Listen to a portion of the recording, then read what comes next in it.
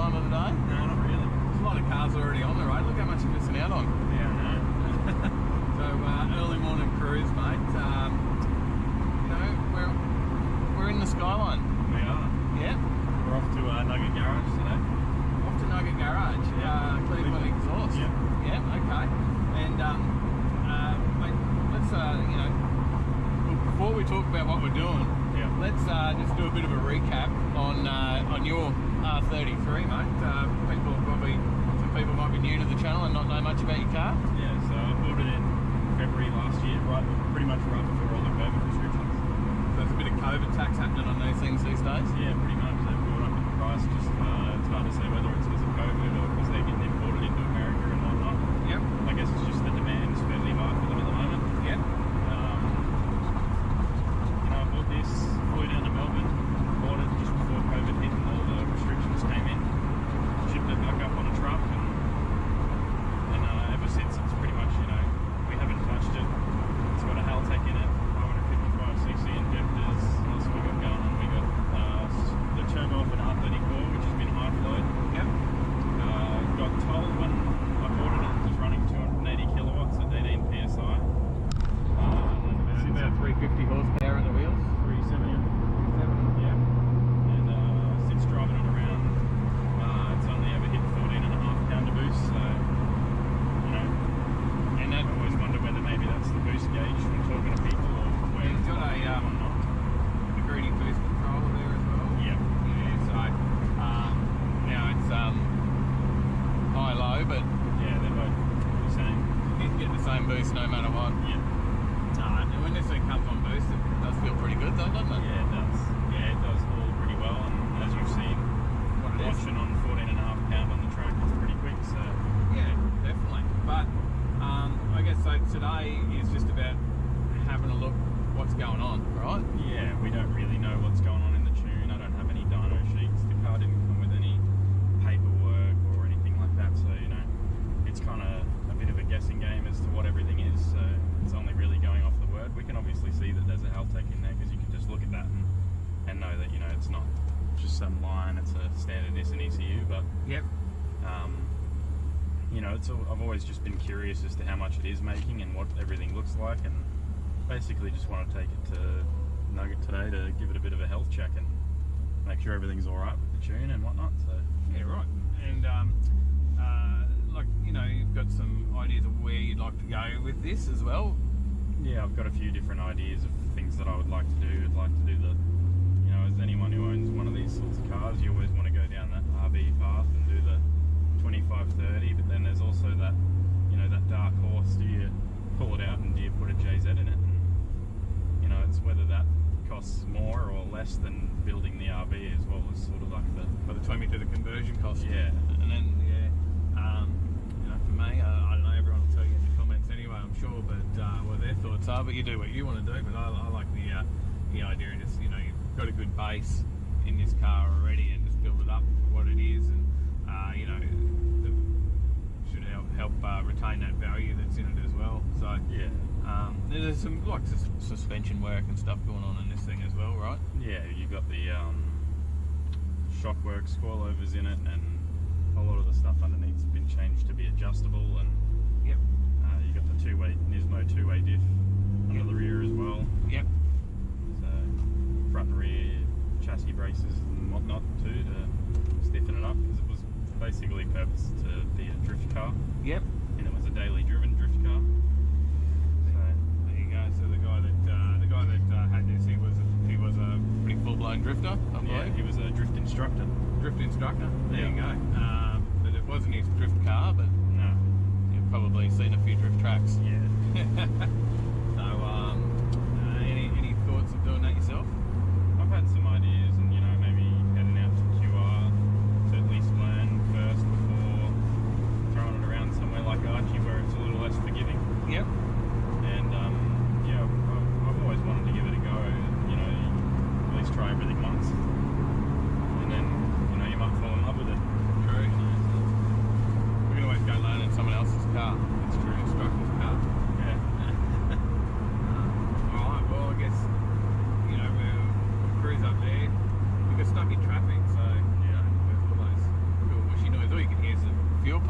right? Yeah, pretty much.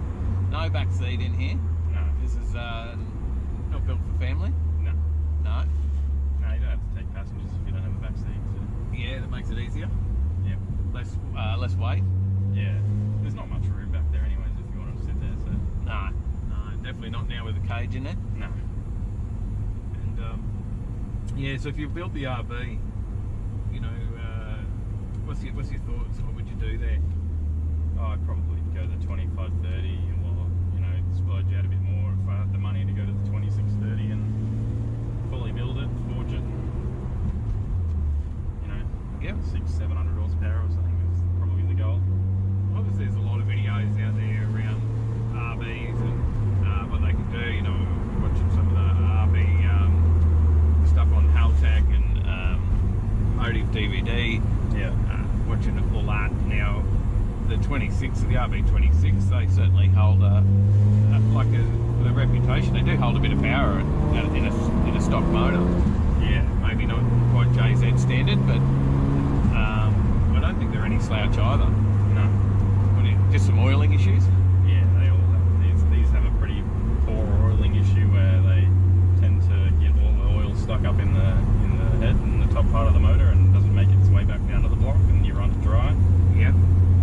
So that's generally the biggest issue is you just need to be able to get that oil back down into the sump and Maybe that's something you should be looking at now. You could easy mod. Yeah, probably. Put some oil drain. Probably not as easy with the motor in the car, but yeah, we can work it out. So maybe that's something to look at first. But I guess this is you've had it for a year now, and you haven't done anything. But it is, you know, it's a costly exercise, right? Yeah, It's not it's like all just about saving money now to do what I want to do to it and whatnot, and doing just small supporting mods and things like that, and before starting to go for the bigger stuff. Yeah, and you've been busy trying to get yourself into the housing market as well. Yeah.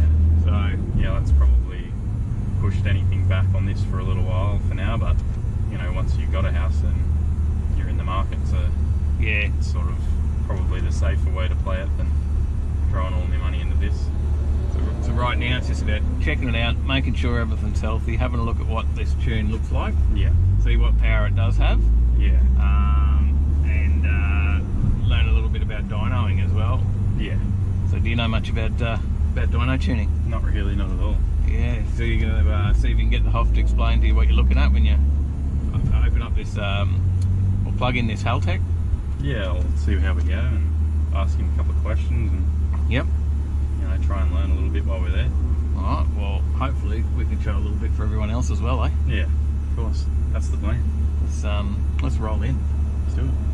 Wow, mate, that was a heck of a lot of traffic there. Yeah. Left leg's a little bit tired. Give the clutch a good workout. Yeah. But, yeah, stop start there for ages. We don't want to be that guy that doesn't turn up to the dyno bloody sessions. Oh, watch out for trucks cutting you off. Yeah. Come on, mate. Oh, you want to right across. Yeah, we don't want to be that guy that's missing the dyno sessions in there and pulling out on them all the time, mate. Yeah, definitely not. The no-shows. Don't be that no-show. Yeah, if you book it in, you got to turn up. Oh, heck yeah. Sometimes I guess cars aren't ready and stuff like that, but you know, something happens, something goes wrong with the car, they can't put it on. But I guess you got to let them know too. Yeah, I wouldn't just ghost them and not give them a call. You know, we have all these cool skyline noises, but it's a school zone. Yeah.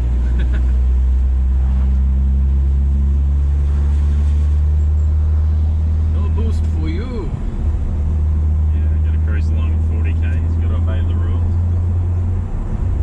Well, mate, this traffic. It's everywhere, we just can't escape it. We have not had a clear run anywhere from the Gold Coast to Cleveland. One bit of clear run that you got, and we got stuck behind a truck. Yeah. Going up a hill that basically stopped Yeah. in the top of the hill. We've been following this guy in the Forming for ages. He's been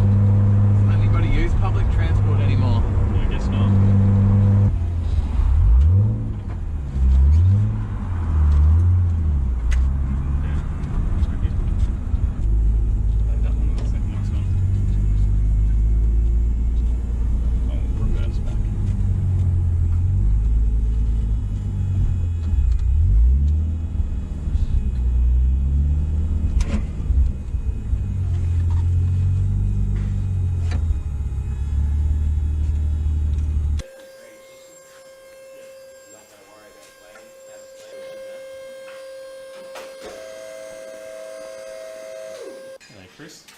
There you go. Shirt. That's alright. Going on. Just a bit of a cruise up here today. Coming to play boats. Yeah. I mean, skylines. Yeah. Part of the Overtaking Lane Yacht Club. Yeah.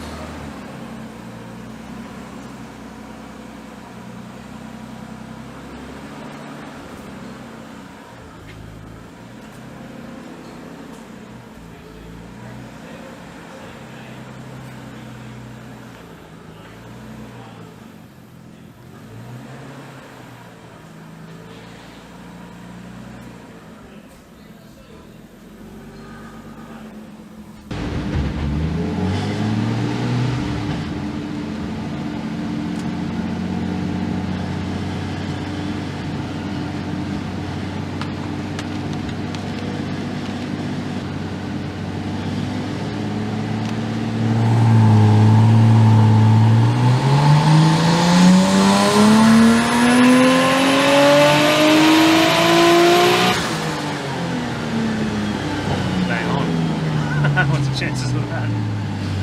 Yeah, I didn't think it would actually be like that, but yeah. So with the data log, are you just looking to try and see if you can get some base sort of idea of what everything looks like? Well, I want to have a look what their ignition timing targets were. Yeah. And what their fuel ratio target was. And the more information I have, the more I can get it back to how it was, because I've got to start the map from scratch. Yeah. So on average there, it was probably making 17 to 18 pounds. Yeah. So the boost gauge is probably bobbing in.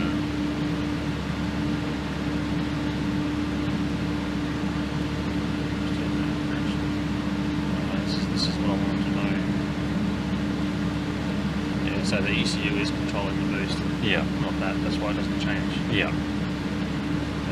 So that's probably something that they put in before and then someone's put the ECU in. Yeah, which is what I do, because you can see what they've done here is they've done duty cycle over up here.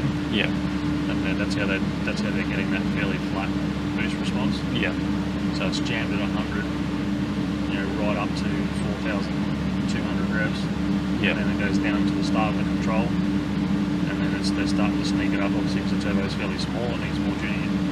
It's probably running out of turbo, to be honest. Yeah. If that's what that looks like.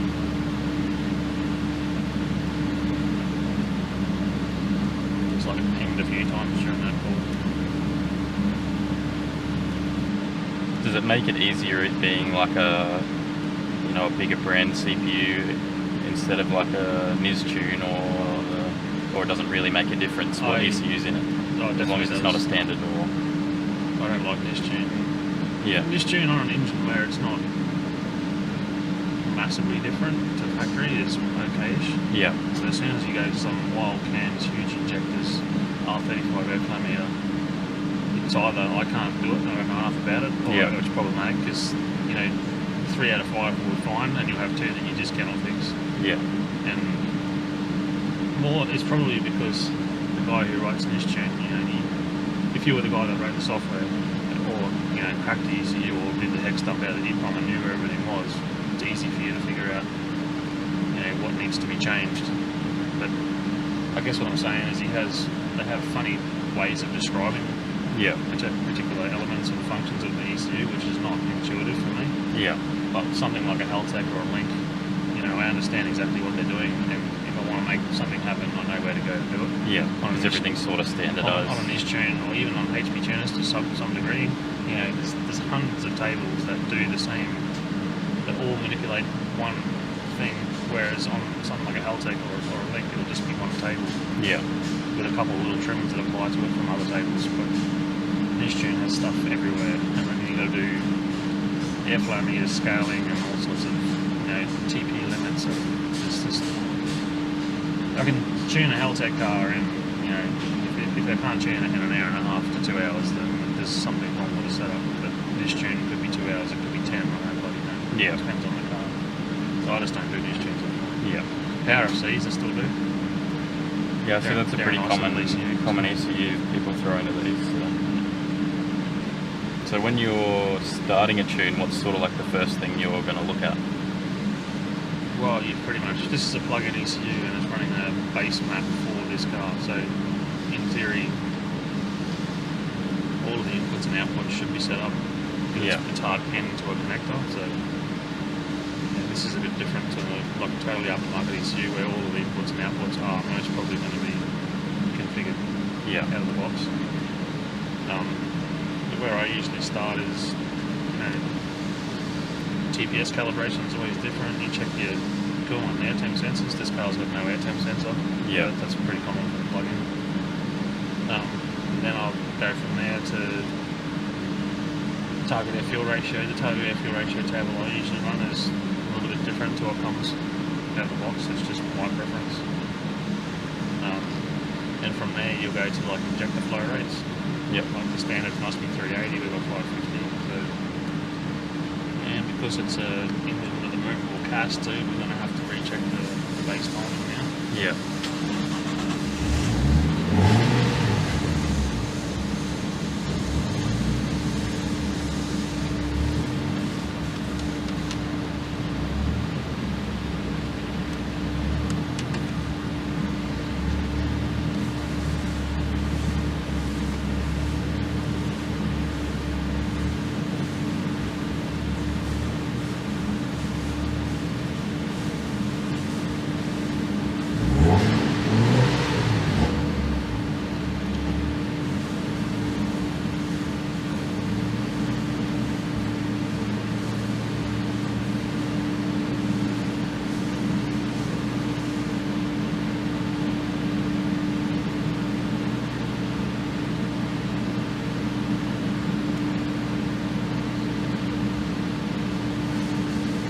Skylines have a factory narrowband sensor in them, air fuel ratio, so this is actually running an O2 closed loop at the moment, so it's trying to trim its own. It's trying to make its own reading match what's in the target air fuel ratio table. Yeah. Which is not what you want when you're trying to tune it. It's just chasing the moving target.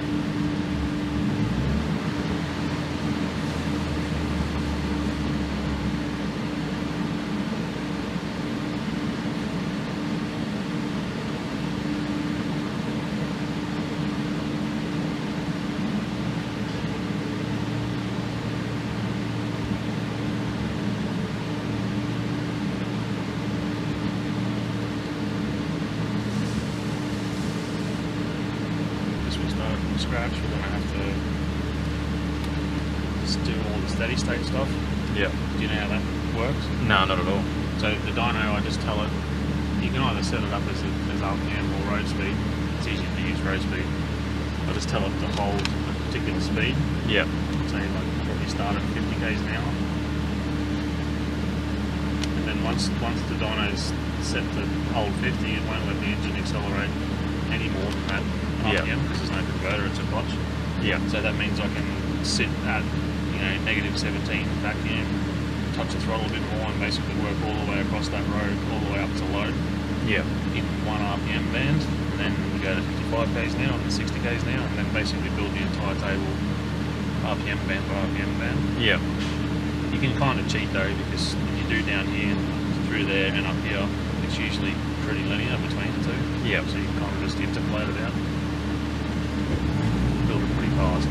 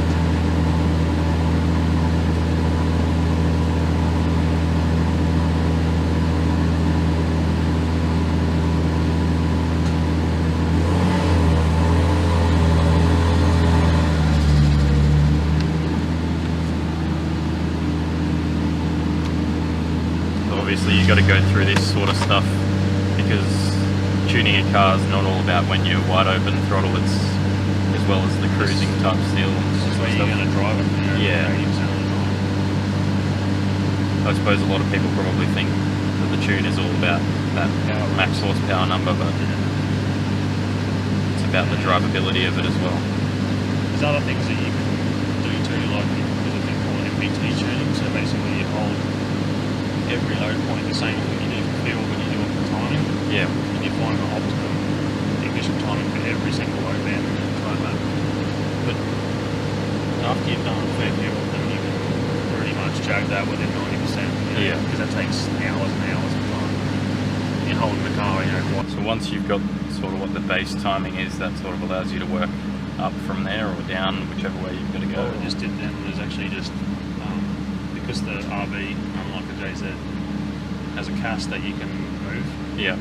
I can't guarantee that the engine the space map was set on was the same in the same spot. Yeah. So we just locked the timing at 10 degrees, went out and had a look, and it was at about 18. Yeah. And then I moved the offset in the ECU to make it so I read 10. So 10 is now 10. You got to do that before you start, otherwise, if you go and try and use a base table that I know is within the ballpark, and that's 10 degrees out in the crank, then it's so if you were 10 degrees out in the crank and you had 18 at 28 degrees. So, yeah. So you got to check that first. On a JZ, you've got crank and cam sensors that physically can't move. Yeah. But in saying that, they can, because people get the trigger edges wrong and the polarity of the sensors wrong when they wire them up. Yeah. If you don't check it, it'll bite you in the arse. Now we can set the logger back up. We're pretty much ready to start doing pulls again. Yep. We've taken the boost control out of it, so it's going to be back on whatever the gauge spring is, and then we'll just start sneaking back up. And I'll just run the Dyno software, and I'll run the log, and I'll just keep looking between the two. Yep. And make changes as I go on. It should be pretty fast. This thing's probably, if we go and start pushing the 300 kilowatts, probably going to run out of injector, so yeah. we need to keep a close eye on injector duty cycle, so we'll plug that. Manifold pressure, RPM.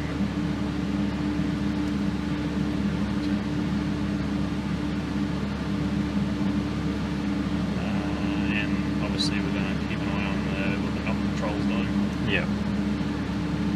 But we have, because this ECU was locked, we did a log on that first pass, and I know roughly what timing they had in it. And obviously, if you've been driving like that, it hasn't been hurting itself. So I've started back where that was. Yeah. That doesn't mean to say though that their crank position was correct when they tuned it. Yeah. So they might have been 10 degrees out. Yeah, they might have been retarded advanced, who knows? Yeah.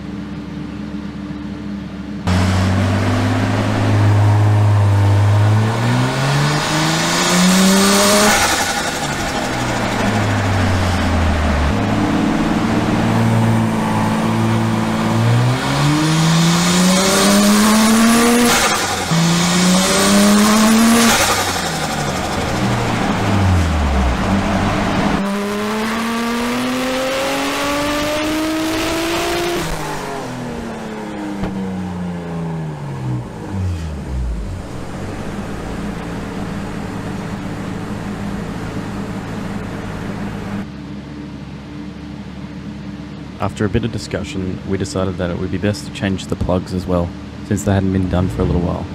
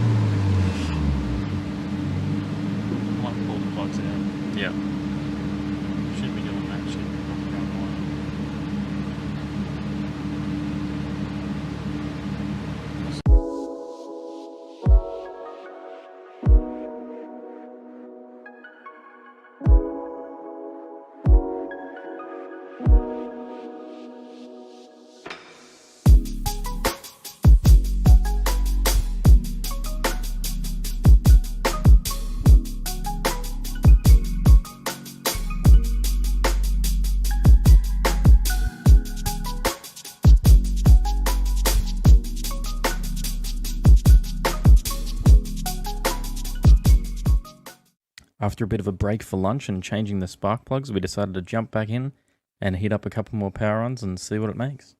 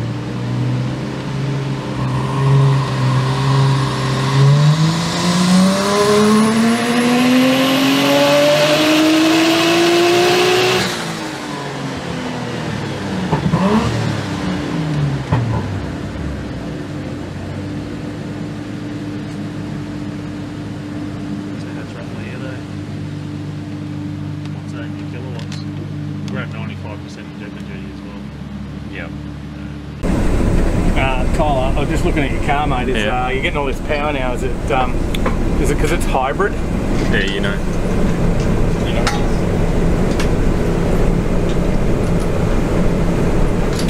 Hybrid power.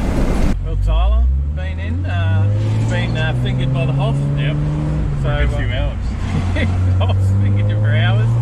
Plenty of page up action going on, mate, or what? Yep, a little bit of page up, a little bit of page down, but pretty happy with the end result. How good's that?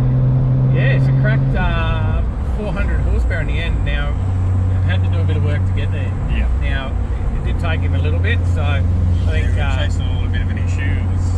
It was sort of just no change, and then the next pull, all of a sudden, it lost 50 horsepower. So, but it still had boost, still had fuel. Yeah, everything was the same. It's making 20 pound, but just 50 horsepower less out of it for no apparent reason. So, but we got it working in the end and changed the plugs and whatnot. So a few things that have changed around now. So the ECU is now controlling your boost. Yeah. Yeah. So the boost controller was possibly controlling it before, but nothing really happened when you changed anything on it. So it's all in control of the Haltech now. Yep. So the boost controller was hooked up, but it wasn't working properly. Yeah. It was doing nothing. Yeah. So now it's all hooked up through the Haltech, and so that explains your issue when you were saying the boost controller. You go high boost, low boost. You always had 14 pound. Or yeah. Well, it was 18. We found out it was 18. Was 18. Yeah. So this must just be plumbed in somewhere where it doesn't read the boost. Yep. So. There you go, so you had 18 pounds, and it did original tune was around 370. Yeah. Yeah. Yeah, so first pull we did 282 kilowatts. Yep. And then had to do a few changes. Obviously now you started, well, the Hoff started the tune from scratch. Yeah, the ECU was locked, so we couldn't look at the tune from before, so he took some logs to sort of work out what everything looked like, and then that way he had sort of an idea of where to start. Yep. So he put on a base map for a 33, and then we went from there, and a few hours later we got a full tune. Yeah, right. So, and then end result? Yeah, 418 horsepower and 309 kilowatts. 309 kilowatts. Yep. Things. So many of them. You might be in trouble at roll racing now. I could be. Actually, that's pretty even keel. If you're up on boost, yeah, definitely. Yeah, need a nice winter roll racing, we reckon. Hey, you want to go? Nice in winter. Oh, it's winter. Nice, Yes, yeah. You got to watch your air temps. Yeah.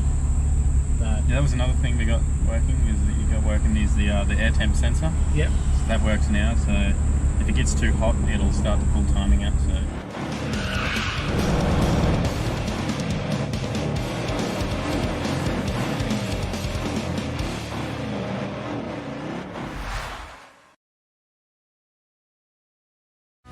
Hey, Overtakers!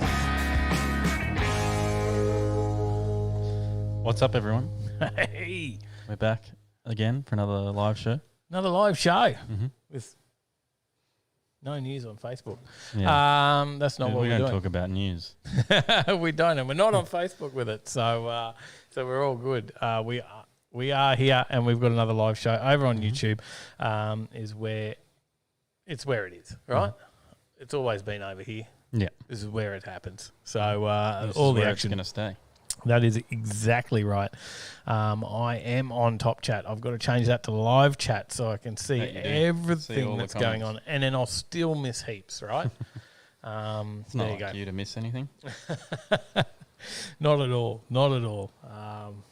Here we are. Anyway, what do we got? Shout outs? We got Dingus, Dave Ray, Johnny Dave, Skidpig, Marv, James Bayless, James, Adam Geary, Adam, Jason Gorn Racing, Jason, Scott Sherrington, Scotty, Nan's in the chat, Shane Kane, Shane, Trevor Smith, Trevs, Robert D, Rob. Still going through, yeah. Come on. JRM. Rob was in the wrong profile. There you go. That was who Rob was. The Hoff. G'day, brother. Tyler's a very happy man. I certainly am. Dang Dang. Brad's in the chat. Brad. G'day. Reaper Lux. Dang Dang. Reaper. Did I get everyone? Have I missed anyone? Jay-Z Life. Liam. Getting there. Zig. Come on. G'day, Zig. Zig. Jason Hot Rod Carpenter. Jason. Another Jason. And did I say Dave Ray? Beck. Yes. And Keevers. And Beck and Keevers. Woo. Did you get everyone? There's about 29 people. I don't think you said 29 names. But we got at least 18 thumbs up. You must have said about that many people. I'd say so. So I reckon they... And Stephen Lever from the Ruston Chrome Cruisers. There you go. G'day, Steve. So I can see that 19 thumbs up now. So people are hitting the thumbs up. Hit the like. Alan Ball, how you going? G'day, Alan. G'day. Thank you for dropping a comment as well. We got to... Don't forget, if you can get into the comments because you help drive the show as well, right? Certainly do. Yeah. So I don't think you've got that set up to show how to do the comments thing. But I don't. You can tell us how do you do it. On your phone. If you're on your phone and let's say you're watching like this, or maybe it's on your TV, all you got to do is bring your phone up. Yep. Let me unlock mine for a second so I can recall how to do this myself. In here, when you're in the app, and I might be able to just show me screen. G'day, Luke. Here we go. Wrong one. This one. Here we go. In your app, it'd be like this, and you just got to press live chat. There you go, and then you're in it. And then if you want to get all the comments, then you press this button, and you go to live chat. Instead of top chat. But either works. Yeah, they both work. Now, the other thing is, if you can't see that button, there's a good chance that you follow the link from Facebook, and then you need to hit the triple dots in the top right-hand corner and hit open in YouTube. Open in YouTube, if that's why you can't find it. There you go. It is great. So, 32 people here. Let's kick this show off. Let's get talking about some random crap that we do every week, right? Let's do it. So we got a bit to go through. G'day, Paige. G'day, Paige. G'day. Hello. And I don't know. What are we talking about this week? I don't know. Car stuff. Car stuff? Yeah. Yep. It's the show about cars and people who drive them. Events. Yep. We let some people know about what events are on this weekend. That we do. Yep. We do talk about that. That's a good point. You make a good point there. I do. Very well done. There's I'll a give quiz. you a point for that one. There's another point. There's a quiz. Yeah, there is. There is. It's not yet, though. Oh, I don't get a point play the for music the quiz? Yet. There is a quiz, but it's not yet. So the music that you hear is later. Later. Okay, not yet. Not yet. Now, don't forget, if you actually want to be in the quiz, you got to jump into Discord. You got to go into Discord. You hit the giveaways channel. You can go in there, and we actually have a giveaway for that. Tyler, where's the? You got an SBI 3 off the shelf there, mate? I can see one. Who did that? Lots of points for Tyler. One on the left, mate. No, that's it. Yeah, on the right. That's the one. There's a couple there. A couple in stock. The products at your house and you don't even know which one's which. No, I don't. An SBI 3 is the current prize. Now, You don't. If you can beat James. If you can beat James. Before he hits 16 weeks. Once he hits 16 weeks, this is going straight to Marv. Yes, and then we don't normally give away an SBI 3 for the quiz. There is giveaways for the quiz, but not normally an SBI 3 charger, except Marv bought an SBI 3 charger and threw the challenge out and said, can someone beat James? Mm-hmm. If you win 8 weeks in a row on the quiz, you get a shirt of your choosing. There you go. And, of course, there's more shirts now, Tyler. Mm-hmm. Yeah, there is. That is the title of the show. In the description below, follow one of the links. There's a HJ shirt and a R33 shirt. So if you want to join the yacht club with me, drive boats, pick yourself up an R33 shirt, join the Overtaking Lane Yacht Club. Do you need me to... maybe Life's Fast in the Right Lane with Dave. Should I try and bring those up? If you want. I haven't yet, so don't go there yet. All right. I was just thinking maybe you had. No. Will's in the chat. He said, "Oi, Tyler, I beeped the horn again and scared the shit out of myself." He was working away while we were chatting in Discord, and he accidentally beeped the horn. Because Will's an auto electrician. Yep. Got himself. Yeah. Got himself. I need to go to... Where do I need to go to? Dan Jazz, how you going? Dan Jazz says, "Hi guys, love seeing the Datsun. Tyler looks like it's a whole lot of fun now. It certainly is." Mate, tell us a little bit about that. We just saw the video from this week, which has done tremendously well. Yeah. Probably one of our best videos in the first 24 hours. Surprisingly, there you go. People like R33 Skylines or something. Or Dynos, or the Hoff, one of them. Maybe. But it has done quite well. So that was good to see. Yeah, it was a lot of fun, and a bit of a shame the ECU was locked, but at the same time, it was the right decision, I think, to get it tuned there. Yeah, because I've got to take it back at some point, anyways, to go on E85. So might as well just bite the bullet then, and of course, and then it's all set up, and we can just go from where we were already at next time. I'm trying to bring up the actual. And Jason Gone Racing says, "Mullet Man needs a VB." He does. He does. The Hoff says, I won one of those, I think. It's probably in the pile that I forgot to bring up to you. Yeah, we've got to go. It's sitting in my office. He's got one of these lights over here. I can't even get it off. It's stuck. My magnet is so stuck. There's one of those lights you got, Hoff. It's pretty well magnetised there. There's the shirts. That's it is. How you going? G'day, Pistol. I didn't do it very well. Pete's in the chat. I've sort of got it there. The shirt. There's the shirts. It's not very good. You can't full screen that. There we go. I can't full click screen on the picture. Or you just scroll over the picture a bit. You just scroll the mouse over the picture. Oh, there you go. Look at that skyline. Look at that, hey? How's it go? What sort of noises does it make, Tom? Barb, su tu tu tu tu. Is that it? Is that the best you got? Yeah, I don't have a hectic dose whistle. Come on. I'm sure you could do better than that. What? Effort. Come on. Is it a VL? It doesn't have as hectic dose as the VL that it was at Power Cruise did. I don't know whether you heard that one. Standing on the side of the track. Brad and I were watching it go past and the hectic dose off of the VL. Oh, no. There you go. Or maybe Life's Fast in the Overtaking Lane. Yeah, there's a HJ show if you want something a bit more Holden old school. There you go. A couple of new shirts. But look at all that merch. There you go. So there's plenty there. Lots of products, binder, all this different stuff down the side here. Check all that out. Check it out on the website. There you go. What else we got going on over in the comments, mate? Anything that you're missing? No? James said, "I think we all just wanted to see you lose your dyno virginity."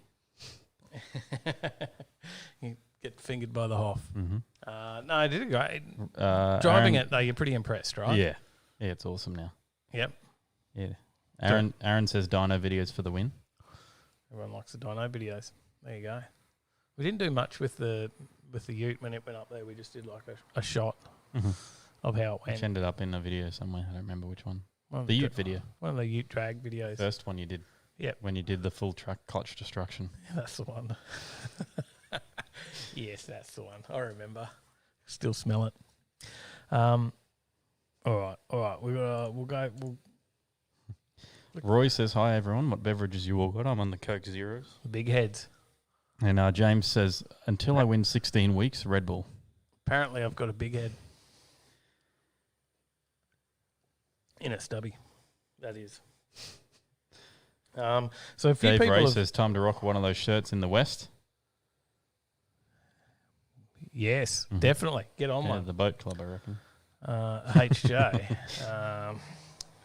He's one HQ Monaro one. But what was I going to say? I don't know. Good question. Completely lost it. Yeah, let's put the camera on you and put the pressure on. I've got no idea. I was going to talk about something. That was Shane probably Kane obvious. says Turbo the Ute. Yes. Yes, we will. That will come. G'day, Salt. How you going? G'day, FMI mate. Salt in the chat. G'day, mate. Mr. Finance my ride himself.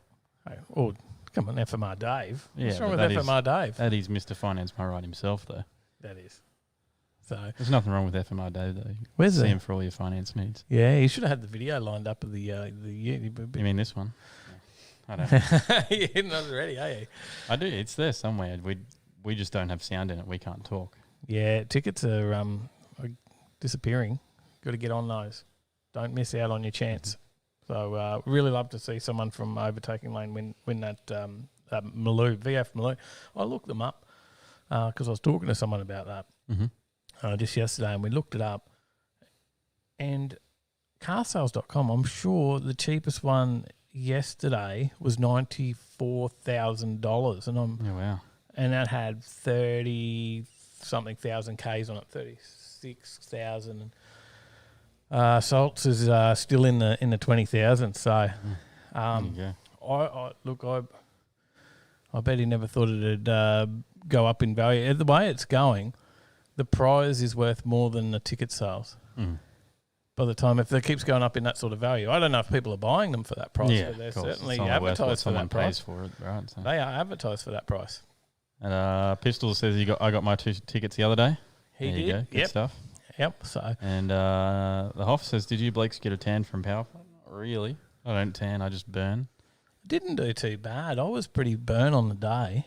Well, not as burn as our mate who was there with us. Yeah, the young fellow, the redheaded fellow there with Hoff. He was He was a lobster. with Ethel's boy. So yeah, he was burnt. But that was a good day out. James says one sold at auction for 137,000. There you go. Massive bucks on these things. So Keeping the 33 spicy time to scare Big Red. Show us the back of your shirt, Dave. the back of the shirt. We're in the Freedom Construction. Freedom Factory shirt on tonight. It was Spark Plugs Not Media. Says, hell yeah, Overtaking Lane, keeping the 33 spicy. Time to scare Big Red. Show us the back of your shirt, Dave. I reckon there's pretty good chance you might put a scare into it. Eh? Yeah, especially at rolls. Yeah. I think on the drags, I think you'll still have me just being able to get off the line a little bit easier and those gear changes. Also, but it depends if I can slow you down at rolls. Oh, yeah. If We're I going to can race on an slow- 80 roll. Yeah, if I can slow you down to first gear, where I want to be in first, and then you're sitting. If I can build enough lowering boost in second gear, then we'll be right. It'll be interesting. Could be very interesting, and I think people really want to see that. So, I certainly do. see who can. We had a couple of comments. Forget the horsepower, just have a race. Yeah, we haven't even had them on the track beside each other yet, have we? Haven't. Only at Fridays, and we didn't really get a good go there. No, but there's another Fridays event coming up. Yeah, there is. Yep. I'll be out there. You will? Mm-hmm. You got the dates for that? I don't, actually. It's You're a bit more reliable on the dates than me. That'll be Tyler and Brad take on Fridays. That video. And Dave pops in every now and then. Yeah, I'll be busy out there, helping the guys as well as part of the crew. out there G'day, for that. Mavo. Grinding Gears. How you going? Mavo. I will be out there, so And Mal, Dad 67 Media as well in the chat. How you going? you'll be there filming. G'day, guys. I'm just trying to bring up the event. The Hoff says the Ute needs more remote turbo. Yeah, it just needs more turbo. Just do a rear mounted setup and then you just pull up and go, it's not boosted, mate. Yeah, I could. You'd already had I a wouldn't wheel, go rear mount. You could easily put some underneath. There's kits for that, but You'd had a whistle for a while. yeah, that's that's just the belt tension. Yeah, the no. bearings going. You had a whistle for a while though. It People still were like, goes. is it supercharged? No, I still got that. Yeah, I remember that was some people at shows would be like, is it supercharged, mate? You're like, no, it's just the belt. It's the belt tension of bearings going. We'll fix that one day. Winner says 9th of April for Fridays. Got it on the screen. He's there. He's got it. So Dan Jazz says, I think you may have the Ute, Tyler. It will be close. yeah, I reckon it's going to be very close. Jason it does feel says, powerful now. Jason says, be Completely an different. interesting race. Definitely completely different to what it was before. Mm-hmm. So, It comes on a lot harder now. yeah, pretty impressive. So, how much of a difference that made? Mm-hmm. That's for sure. So, anyway, where are we at? One more quickly. Johnny says, agreed to that. Big Red needs a yin-yang spinning thing. Well, I don't know. What's people's opinions on the Killer Boost turbo kits Good question. for the LS? Live show number 84 and podcast episode 30 on Spotify. And everywhere else you can get a podcast pretty much. So check it out. If you want to listen on the road, it's a good way to do it. Don't forget that we do have the podcast. And I know, and Sally's working now and usually in the chat here as well. But she's obviously not, and she is working now. But she listens to us on the way home. There you go. So there you go on the podcast. Scotty S says manual is always a massive disadvantage. Certainly is. But it's a lot of fun to drive, that's for sure. So, but yeah, no, interesting if people know much about the Killer Boost turbo. So the kit, I think, for the LS is about $7,900. And then there's obviously some fabrication involved in getting it in there. So, Marv says blower for Big Red. Snails belong on 4s and 6s. Old school mentality. what was it? Blower? Yeah. I don't know. I'm sort of leaning turbo. Reaper Lux says Dave replaced the battery with a GT45. Jay-Z Luff says when's the Glide coming? It's already got no battery in the engine bay. Plenty of room. Yeah, Jay-Z Luff says when's the Glide coming, Tyler? Yeah. I wish. Do you? I don't know. It'd be good fun for sure. I don't think I think you do. with- if I had more You've power. always said to me that you... I want to keep the manual, but I think if I want to go faster, I think I'll probably just build a different car. If I want to do a drag car, I'll probably just do something different. Mm-hmm. Keep it as a tough streeter that sounds good and it's pretty fun to drive. Dang says Pro Charger. There's some pretty good stuff happening with the Pro Chargers. I think in the G8s over in the States, they're getting some decent numbers. Definitely. James Bayless says, for God's sake, don't get told to ship it. All right. Okay. So we've got an update. I haven't told you this one. No, you haven't. So it was yesterday. So I was working. I was in meetings. I was busy. Missed a call and then grabbed the message, and it was a message from Toll. I said, "Hi, it's Morgan from Toll. Can you please call me urgently in regards to consignment number blah blah blah?" Yeah. And I'm like, "Oh, look out! They've bloody found it. Hey, they've bloody found it." I thought, "Call me urgently" was the message. So, get through what I had to do, and I'm like, all right, I got to give them a call. And it took me a bit, but I got on there, and it takes you forever to get through. Because they just leave you the customer service number. Call me urgently, but you will have to wait on hold for 30 minutes. And actually, that was probably one of the better days at 30 minutes. I've done hold for over 50 minutes before on some of the days. So on hold for over 30 minutes, and I finally get through. Morgan's obviously gone home because, they knock off at whatever times. But got someone in there. She said, just checking the notes here. Yeah, it looks like we were just giving you an update to let you know that we're still doing an all depot search. And I said, the same search you've been doing since last year. What? That's urgent? Oh, yeah, we just wanted to give you an update that it's still ongoing. I'm like, she's like, we've heard back from most depots, but not all of them yet. I'm like, you've been doing this since at least December. The thing was sent in October. Mm. What the frig, guys? What the frig? Toll. I tell you. So, no, there is still no auto, but they're still looking for it. They urgently told me this week that they're still looking for it. Thank you, Toll. You pack of beep. All right. Anyway. G'day, Mick. Mick's in the chat. Mick Apps, g'day, mate. G'day. The Hoff says blower is never the way. Oh, he wouldn't think that. Trev says Hoff would make you a tough turbo kit, and the Hoff said back, I would just put Dave's car on the bottle.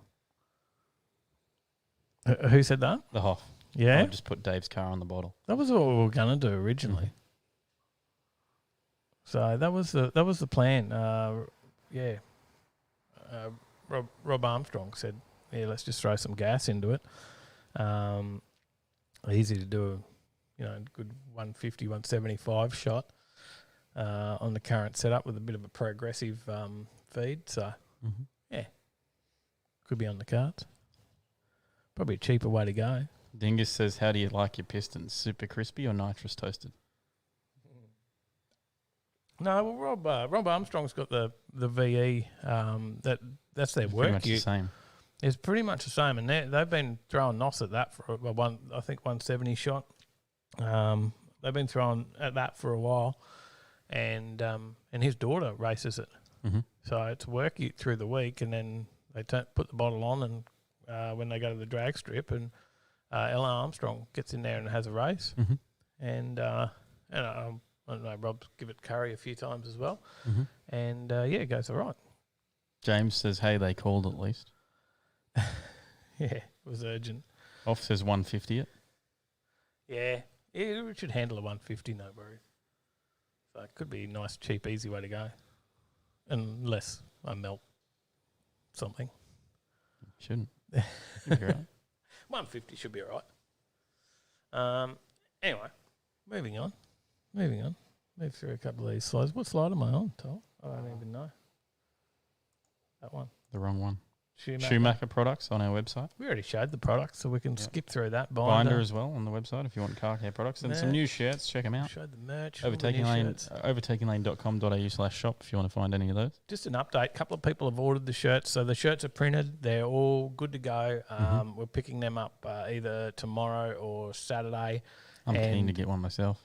I bet you are. And those new shirts will be in the post. I was like driving over here and I'm like, oh, what if Dad's got the shirts? I'm wearing one tonight. Yeah, I couldn't get up there to pick them up today. So, what's going on? What are you watching? What are you watching? That is a good question. Okay, we got music for it. Why watching? What are you watching? It's just what are why watching? Oh, okay. The picture, there we go. Here. What are you watching? I don't know. What are you watching? I don't know. YouTube. Overtaking Lane. This isn't me. This is you. Vice Grip Garage. Yes, I've been told. You guys told me. Get on to Vice Grip Garage. And then Mal was talking to me about it. And then you got talked to about it by the Hoff as well. Yep. The Hoff was like, you got to watch it. Yeah, definitely. So there's a comment there to you as well. So from Ryan or Ben. Nice. Missing that? Nice shirt. Nice shirt. It is a nice shirt. Wearing the Octane gear. There you go. So we were only just talking about Fridays before, 9th of April. It certainly was. High Octane Motorsports. Get over there and watch it because they go on sale. Mick says, and they will sell very quick. Mick says progressive, all or nothing. Straight in. What are we talking about? Vice Grip Garage. Yeah, so I only just got onto Vice Grip Garage this week. G'day, yeah. So, g'day, mate. Be in and out tonight, no worries. No worries, brother. No worries. Good to see you. I did get onto Vice Grip Garage this week, and I love it. The Hoff says, "How good is it?"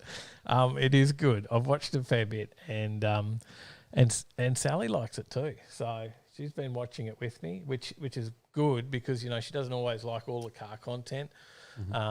She'll watch some of Cletus. She'll watch Nugget Garage Skid Factory. Ego Boost. More drinks for you too.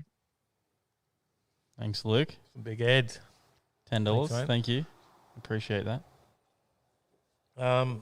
There's a few other car channels that she'll watch, but she cracks up at Vice Grip Garage, and Tyler hasn't watched it yet. No, I might check it out. You gotta get on there, mate. Get Mal on there. says, I see the Hoff using Vice Grip Garage fingerages in his video. Sparkulators, lightning whirlers. Yes, it is so funny. It's pretty good. It is pretty good. So yeah, check it out, Tyler. It's worth it. What's next? What are we watching next? I don't know. Where's no music? I can't do it. Yeah, what are you watching? What are you watching? Drag videos. Davey Friend Dave from Drag Photos also does videos on YouTube of the events. Just finished watching up the Power Cruise stuff that he's been posting. 2 videos. Three. Three. I've only watched There's 2. a Power Skid one as well. Oh, well, I've only watched 2. There you go. You got to keep up with Davey Reed. He does it. He pumps them out straight after the event. Yes, yeah, drop them in and get them out is his thing. So, but yeah, there's some a couple of shots in there I noticed. Ego Boost. Couple of bucks for tech screws and zip ties. Thanks, Tingus. Dropped us $5. Good man. Thank you. So we always watch Dave Reed. He welcomes us out to the track when we get out to the drag events and stuff Certainly too, doesn't he? Helps us out. There you go. Go check it out if you want to see some of Power Cruise. Yeah, what are you watching, Tyler? Oh, you've just wrecked everything. What are you doing? Accidentally hit all the buttons. What sort of sound man are you? We are currently experiencing technical difficulties. Please hold on while we fix this. What are you watching? Okay. I've lost one. Dave is indeed a legend. Oh, something different. Not car related. Look, it's one from you that's not car related. Oh, you've done one before that's not Well, car I've related. watched- This is the second one. I've watched this one for a while, and I just watched a couple of episodes in the last week, so it was in my history. So Sam the cooking guy, yep, Sam the cooking guy is pretty good. He's got some good burgers and home sort of takeaway type meals and stuff that you can cook up pretty easy, and he's not bad to watch. He's pretty funny, and yeah, have a laugh for you over on this camera. Yeah, that's all right. Yeah, that's fine. Um, How you doing is all right. So, he's pretty funny. Swears a lot. He's pretty good. Check it out. All right, that's what I say anyway. I think everyone's going to be sick of your songs soon. Well, you got to do the looping and put something else into it. Needs more. Watch your wadding. Needs more. Luke Fink. Luke Fink. Good news, I think, for Archie Drift Park. There is. Yeah, so I've been watching. I've actually been watching a bit of the Barra Raptor. Enjoying that one. Yeah, yep. So having a look at that. So he puts out a lot of content. He does. There's always videos coming out from Luke. So, but yeah, no, good news. So, some messages from Luke the other day saying that they're all good with Archie for now, and looks like the lease is extended, and Yeah. we got a rent increase. Yeah, so make sure you get out there and support him. Yeah, but I heard that he's not going to put prices up. So he's going to not put prices up, even though they've had a rent, and it was a significant rent increase. So his landlord celebrated the win by a significant rent increase, but they're just going to do some like Drift Park shirts or something to cover the costs. Yeah. So yeah. Muff says you want to watch That Dude Can Cook. Best guy for cooking and fridge abuse. Okay. suss that out. Adam Geary says WBKB. Interesting show. Yena says, can I just say how much better is the shared atmosphere compared to the lounge room? Is it better? Says thumbs up. Oh, there you go. I wasn't too sure whether it's better, but yeah, we'll see how we go because according to the council, we've got to remove this wall. So you'll just be looking out into the yard. James Bayless says that's funny but the EL with an NA barrow was a good one too. Yes. Yeah, no. Yeah. Diz says I got to drive one of his old cars many years ago that my mate brought off of him, a green S14. Oh. It gives him a bit of curry. He's hard on the gear. He's very hard on the gear. So do you want him to take the R33 for a drive? No? Maybe if I, make big money one day and then, I can just buy every part to fix on it. Then you would. Yeah. But right now you'd be like, oh. Yeah, in case anything went, I'd be like, oh no, that's it. It's getting parked up for the next 6 months until I can afford to put another spark plug in it. Yeah. So, Shane Kane says, Misha Sharudin, Apex Taxis at the Nürburgring. Great show to watch. Oh. Dave Fight the Man says, Reaper Lux. No Dave Cave, Dave Tunnel. That's what it's. Jamie Wheelnuts is in the chat. Jamie Wheelnuts. Love the show, but to be honest, I'm just sitting here watching the wheels go round and round. He's stuck on them. He's stuck on those wheels, isn't he? Old Jamie Wheelnuts. Yes. The Hoff says still have walls, I see. Oh, well, we haven't got the letter yet. I'm in the battle for a good certifier at the moment. So, Dang says still have walls. No, still have walls. I see. I read the wrong comment. Dang says Nat's what I reckon is a good cooking show. I do enjoy Nat's what I reckon. I tossed up whether to put I did watch some of his this week as well. It's very funny. Yeah, so I actually did watch some of his in the last week. It is in my history on there as well. So, but we'll I guess we'll have some more updates. James, yeah, I think they were going to be watching me because it was like that's pretty much what happened last time. Waited 2 weeks and then put them up. They may be watching me a little bit, and they're threatening me with a few fines as well. So that's the scary part. But I want to take the fight on. So I got some good advice from Rob. Are you wanting me to change a slide there or something? Or? Yeah.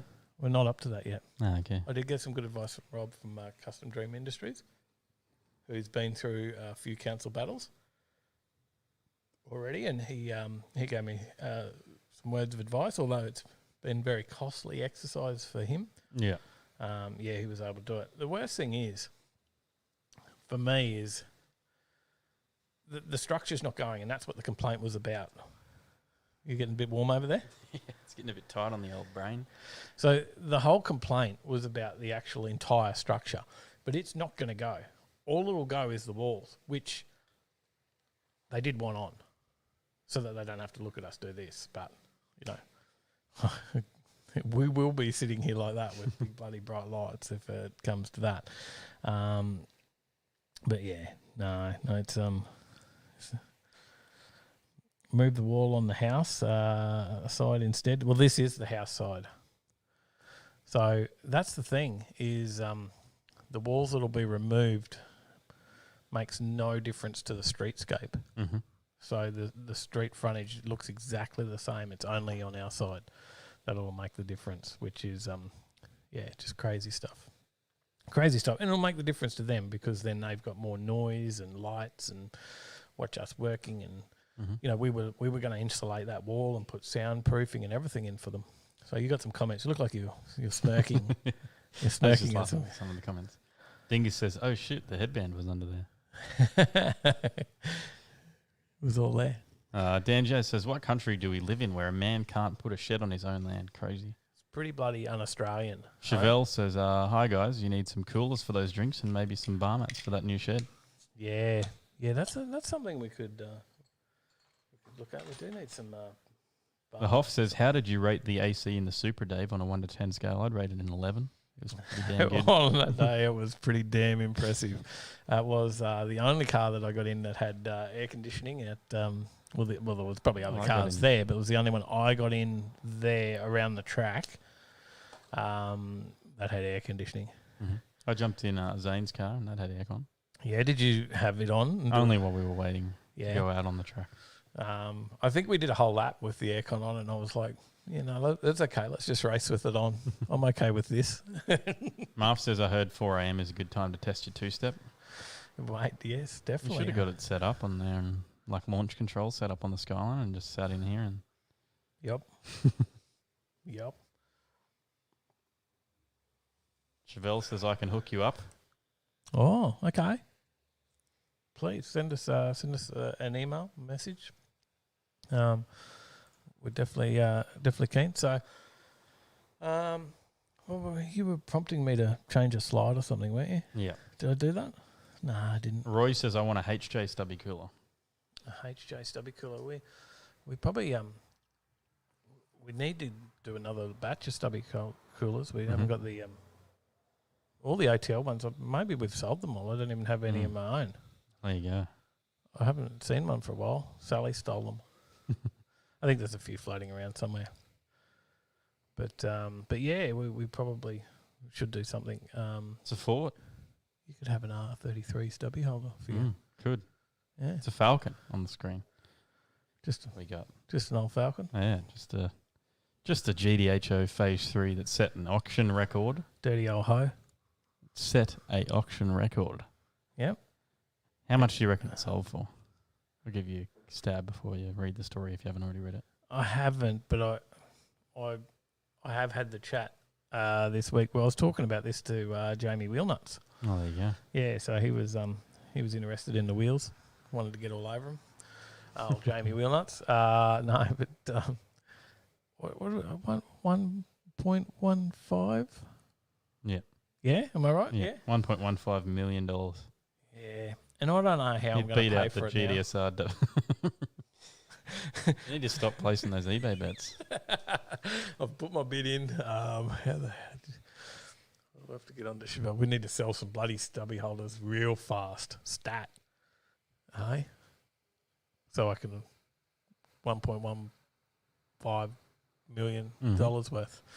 Chevelle says the HJ cooler and the Skyline ones too can do that. There you go. Yeah, I think we should. I think we definitely should. Reaper Lux says, did you take any rides in Chris's VL? Interested in what you thought? Yeah. You did. Yeah. I didn't get the opportunity in the end.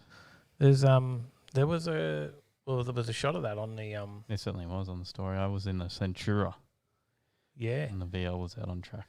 Yeah, well I went out in the street tyres, I think, and that was it was just good fun. He can drive. Mm-hmm. He can really drive. I must say, I was pretty damn impressed. If I can jump over into the Overtaking Lane group, I might be able to find a video. Because there is some stuff over there somewhere. But I can't get there at the moment. Entertain the crowd, Tyler, while I try and sort this out. I'm trying to find a video myself. Yeah, but you're going to find it on your phone. That's not going to help us. Yeah, I'm sending it to you on Facebook, and then you can bring it up. Well, I can bring it up, and then we get sound. Oh, look, there's some cool videos being dropped in there that I hadn't seen already. What are you sending me? You're sending me that's a Centura. It certainly is. That's not what I was after. That's what I was after. Oh.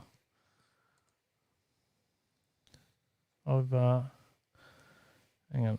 I'll get it to the start. Or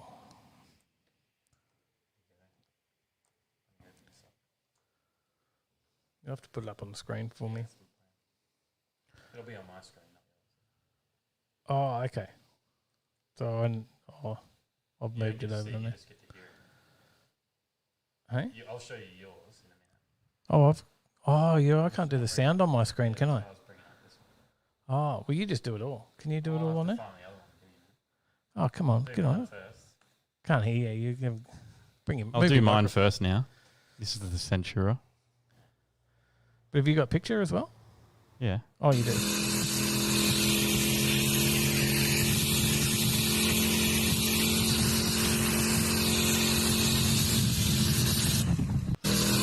having a bit of fun in the Centura out there on the track Yep. with the skid tyres on. Out there with Joel. Yeah. Joel McMahon. James did message me today and said, did we get any footage of the ute? I think I got a GoPro shot. Oh, okay. Because he said he's watched every video now and he's seen none of his ute. And he did say he did some pretty impressive power skids too. Well, there was. Well, I think we've got one of him doing a power skid on the GoPro. I feel like. Okay, good. I feel like I took that towards the end of the day. Let me get the next video. You keep the crowd entertained. Oh, I got nothing. What do you want me to do something? Jeez.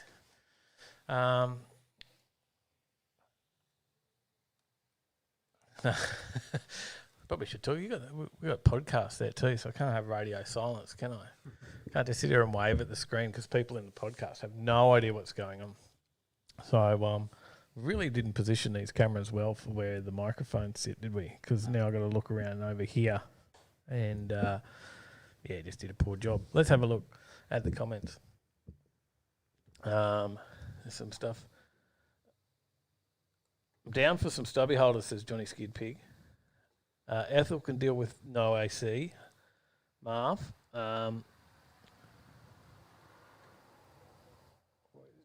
Not concerned about the dress rings for the wheels. Yeah, no, I didn't check to see whether they were still on. Whether he's got them all back now. He lost a few out there at Willowbank. We did recover some. They're not cheap items. You are right. They are expensive items. Horsepower does need AC in Queensland. You're right, Trev. Scott says, I could have played the $50 note on the dash game with the Supra, I think. Oh, yeah, that. I wonder. That would be impressive. It does sit you back. What do you reckon? It certainly does. It's just something else. The Supra. It's an otherworldly feeling. I'll say the Supra. We've got to go back to this camera too. Yeah. We're actually on the VL video right now. Oh, okay, play it.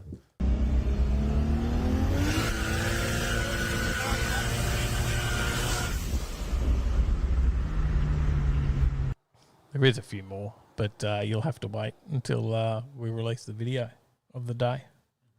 But Ethel can steer. He was pretty good. You don't see it in the video. I had a look at some of the shots, but I can tell you he was all the way steering that thing. And the Supra with Hoff, that was the fastest car I've ever been in my life. I would rate that as the quickest car, like feeling. That's definitely gave the feeling of the quickest car I've ever been in. What do you reckon, Tyler? Yep, nod. He's with me. So, there you go.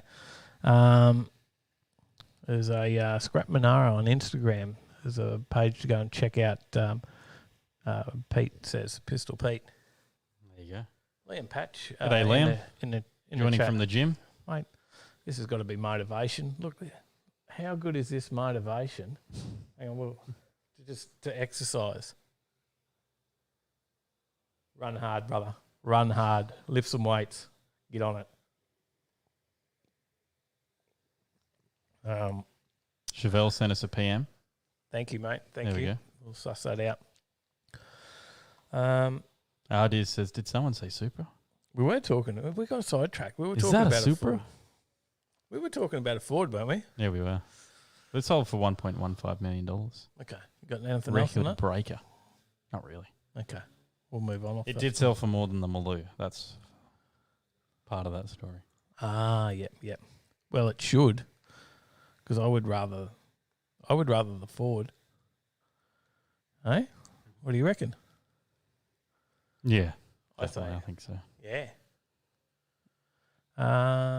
We going up to Brackenridge on Sunday? Not sure. What's this week?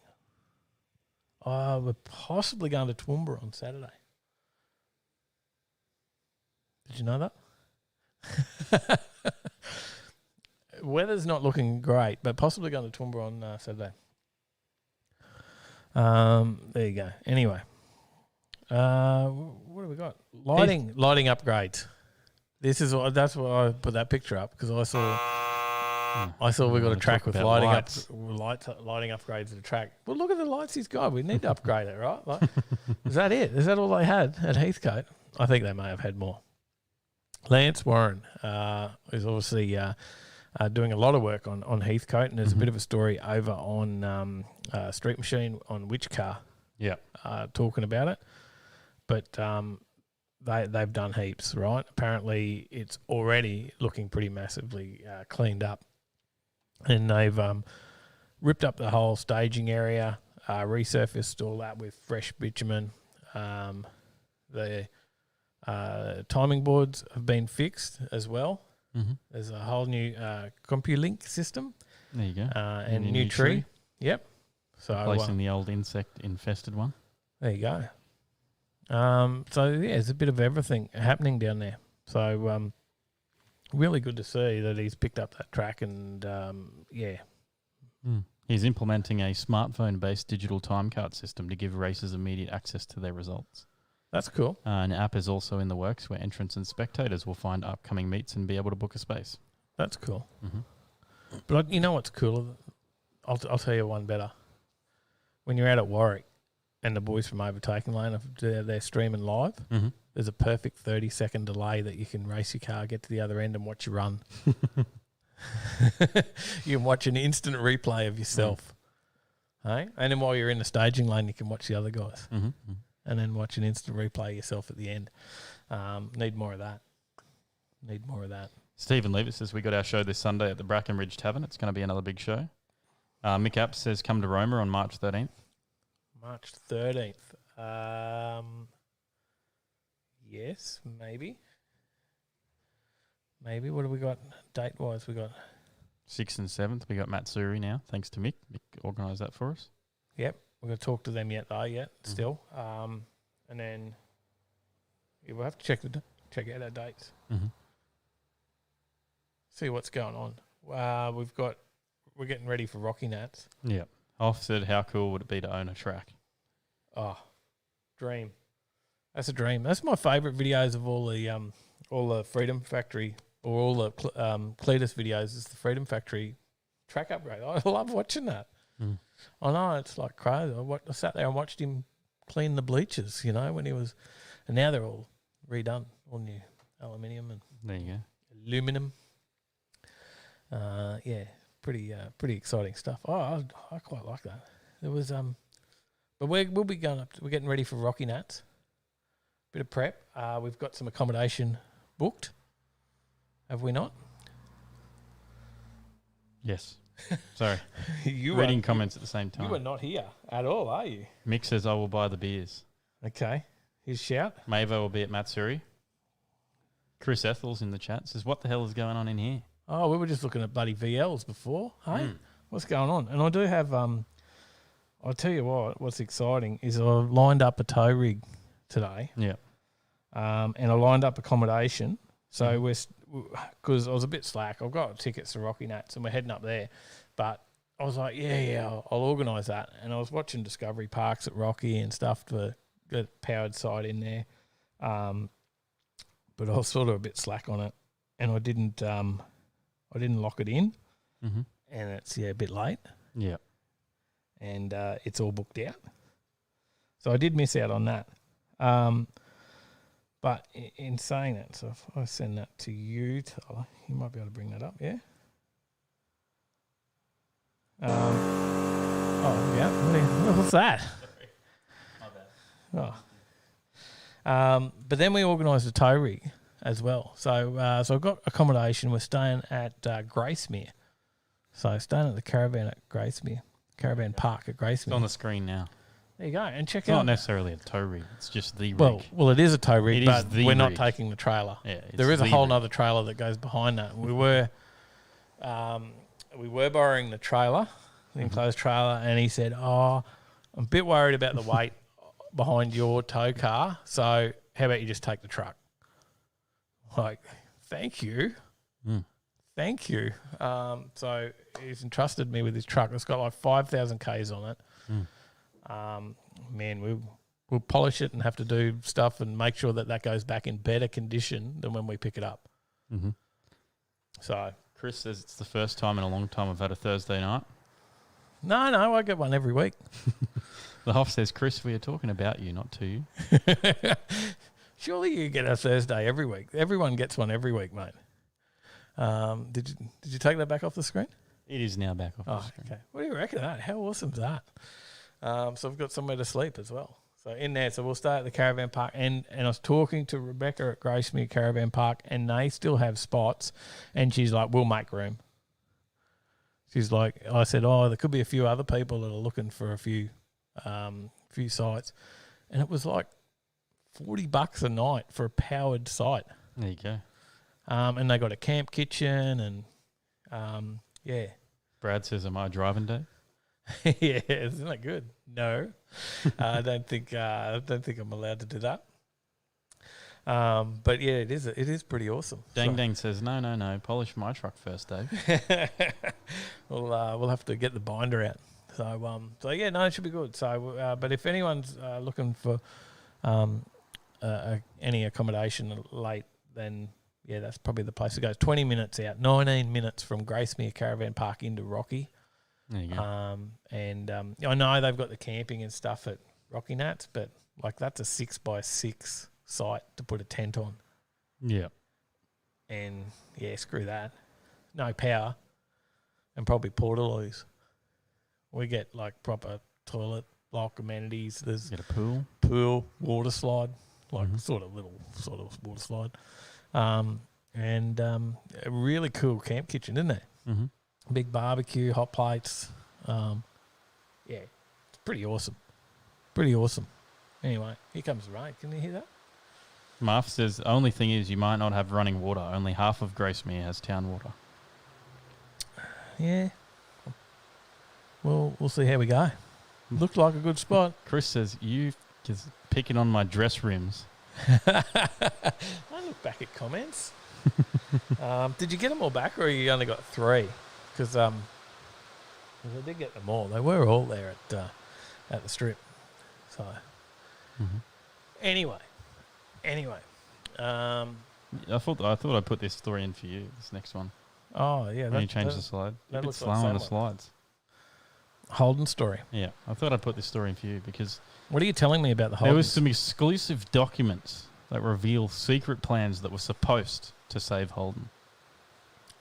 Oh, okay. So So today marks 12 months since the US car giant General Motors announced that Holden would be axed by the end of 2020. Now we can reveal all the secret plans to save right. the brand Okay. Tell and me how more. desperate the situation really was in the years leading up to its demise. Keep So telling, let me keep scroll talking, through. Sorry, keep I'm talking. scrolling down just to make sure I'm reading the right parts. The proposals are so radical that many people may find them hard to believe. Right. They were there's these documents that were outlining several secret strategies to keep the brand alive. Some as early as 2017 that they started to hit the panic button. Right. Before the last homegrown Commodore rolled off the production line in October that year.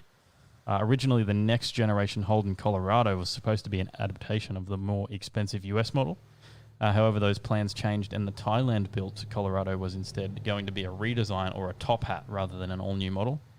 And so Holden embarked on 2 secret missions, first to Japan and then to China. In early 2017, General Motors approached Japanese carmaker Honda, which it would later form a global joint venture on autonomous in 2018 and electric technologies in 2020. According to those close to the discussions, GM offered Honda a rebodied version of the next Colorado Ute in return for a rebodied version of the next Honda Jazz, which Holden could sell as the new Barina. Oh. GM Thailand. Well, I didn't see that as saving them.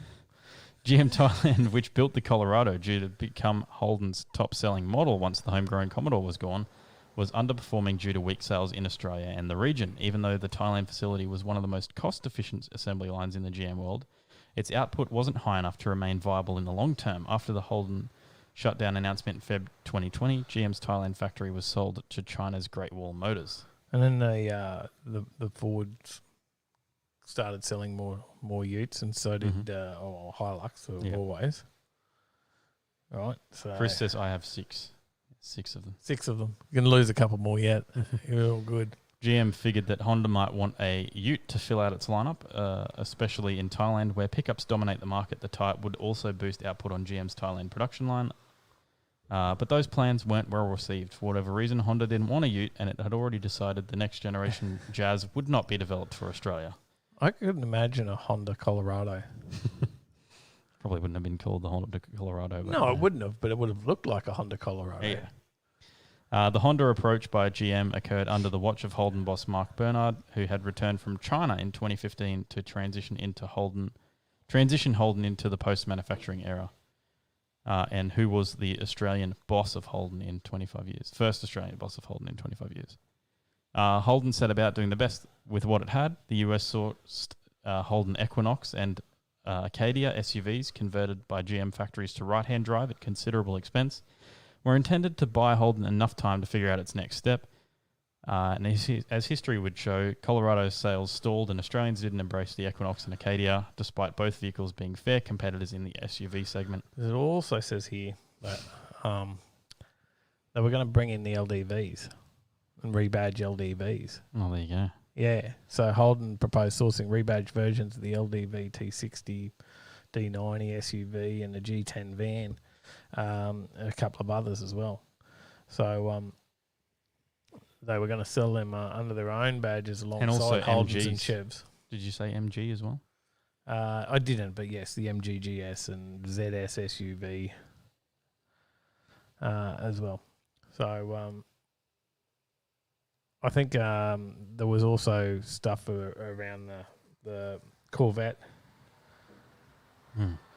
of course, but that was sort of their we're still committed to Australia. What all happened to the right-hand drive Corvette? That's just that's maybe still coming. Maybe it'll still be like coming. an We haven't ASV. had any news for that for ages, right? That was obviously used multiple times to assure that everything would be okay, that they were going to produce this right-hand drive Corvette. Nothing's wrong. Holden's all good. Blah blah. G'day, blah. Anthony. How you going? So Anthony Bellini. G'day, mate. G'day. And Streetcar Culture. G'day. Good to see you guys. Look, I think although there's all these different plans to try stuff, there was nothing there that I saw that was groundbreaking. That See you, dang dang. See you, dang dang. Have a good day at work tomorrow. There was nothing there that said to me there was going to be a possibility to try and save any of this, right? Yeah. Not really. No? They weren't going in the right direction. So I think it was always doomed for failure. So what could have saved them, and especially now that there's really, going forward, I don't think there's any going to be on the market, but would have been a V8. Maybe to us that would have saved them, but there's obviously a reason they would have canned it, though. Not enough people were buying them. Yeah, because they were probably making them too expensive. But yeah, I don't know. There's no one wants a 300C or whatever, so they've died off. But there was always a market Chris, for a V8 Commodore. So, g'day, Chris. Pistol 85 says the V6 petrol. You liked it that much? The V6 petrol Rodeo engine was a Honda ripoff, I think, in the 09 era. There you go. Yeah. Dan Jazz says Holden's biggest mistake was selling shitboxes for years. Not a hater here. I still want one, but just won't buy one. Yep. Oh well. The Hoff says, did you see the 0 to 60 blokes bought a high 9-second N54? No, I didn't. No. I haven't seen that one yet. I'll have to. It hasn't come up in my thing. I'll have to have a look. All right, let's move on. That's boring me to death, the Holdens. Bored them to death too, didn't it? Future police cars are to be designed and built in Australia with hydrogen power. Well, there's something, right?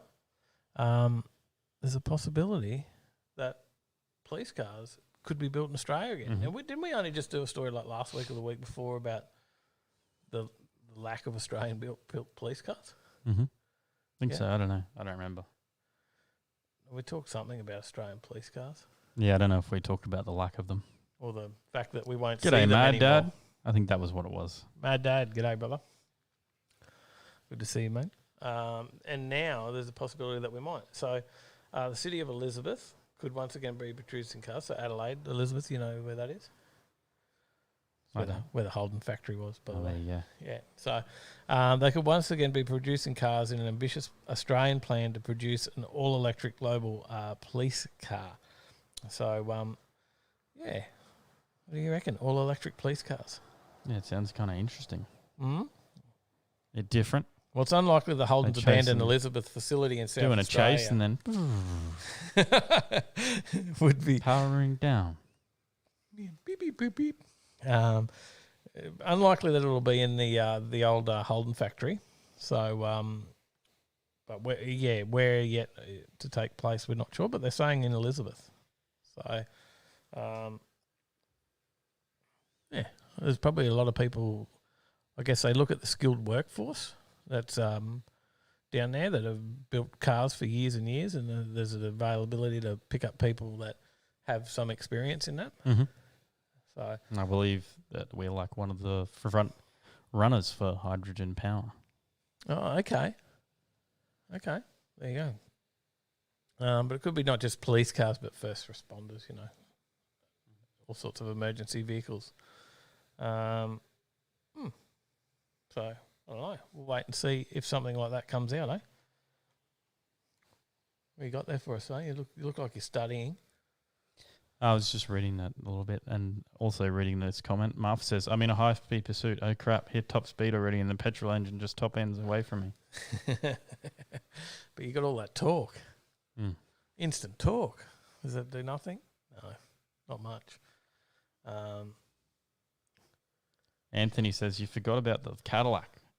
I forgot about Cadillac bringing the black wing to Australia, CT5 plus 4. There's also another one of their plans to try and revive things, was it?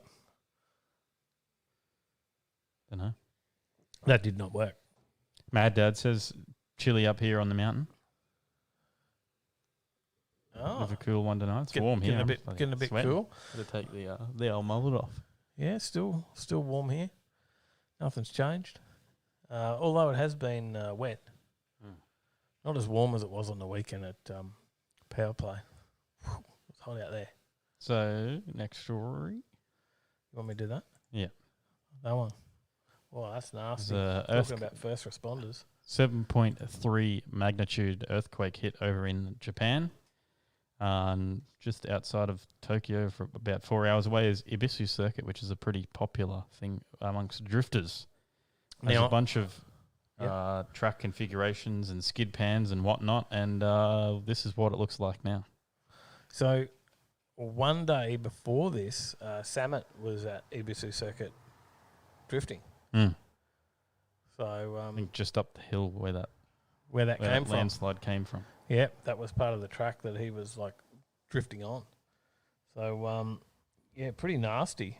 And apparently there's it was really bad because not only have they had a lot of issues, you know, with the big sea lately over there, which has kept that town like on lockdown, so nobody sort of can get in and out of around there.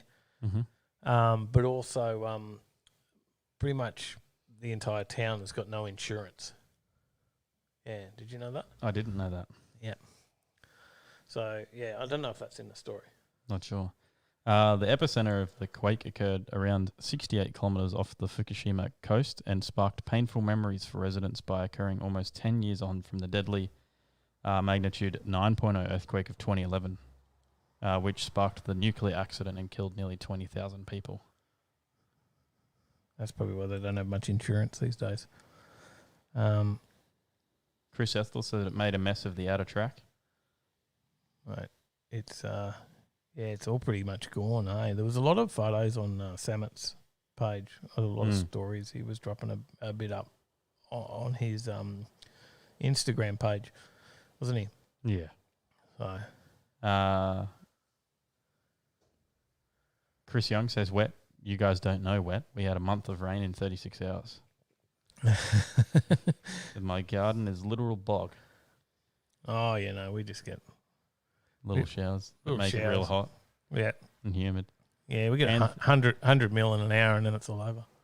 Anthony Bellini says, "Hey guys, 2021, you're going to get the Cadillac, and boy, are you going to have fun. It's a 6-speed manual." Really? I didn't know that. How did we not report on that? Not sure. I haven't even seen the story for that. That's because we're not a news channel. Yeah, but there's no news here. I don't know. No, nothing new on this news. Yeah, there you go. Nasty stuff, mate. We've got a couple other stories. I reckon we can push through. All right. We can push through these ones. This, Tell us a little bit. McLaren, Artura, getting rid of the old motor and doing some interesting stuff, strapping in a turbocharged V6 and bringing in some F1 technology. Not super exciting. No, getting rid of the not. motor that these are sort of well known for. You're not exciting me. I don't know much about a McLaren Artura. And well, just what McLarens are known for is like that. Oh yeah, nice for sure. V8. And they do have a nice thing. So But they're getting rid of it. I don't know a lot about McLarens. I'll know even less now that they're changing to a V8 and it's a hybrid V6 too. Sorry, from a V8 to a V6. Yeah. So is it going to be powerful though? It actually 500 is kilowatt. more. Yeah, it is more powerful. Right, because of that hybrid stuff, right? See you, Anthony. See you, mate. Thank you. 500 kilowatts and 720 newton meters of torque, more than more than the 419 kilowatts and 600 newton meters that it had previously. 3 seconds flat to do 0 to 100. There you go. Okay, not too bad. What else you It'll got cost you an arm and a leg to do it. What else you got on the McLaren? Not much. Oh, I thought you had a whole other story to tell me. No, they were just the same stories. Oh. Talking about the same thing. Oh, okay. Plug-in hybrid power, mate. I saw that in your car. Was there some plug-in hybrid power happening? Yeah, to power the laptop. It looked like a hybrid to me. I saw that in the video. There you go. Right, move on. Surprisingly not a massive supercar. Chris is calling out the Hoff. Said, "You asleep yet, Hoffman?" Snoozing. Well, the Hoff has a couple of bourbons and falls Streetcar asleep. culture. I'm sure Chris is having a coffee and kicking back. Streetcar culture says, "I used to drive a hydrogen Sprinter van as an apprentice over 13 years ago." There you go. Really? Over 13 years ago as well? Man, how hard was it to get a hold of that hydrogen? Converting it from water. I don't know. Back then, it might have been different, not sure. H2O without the Been 2O. hard. Is that how it works? Pretty much. Brad's off. See you, Brad. See you, brother. I said that as though did the thumbs up as though we were on the screen. We are now. There we go, in the corner.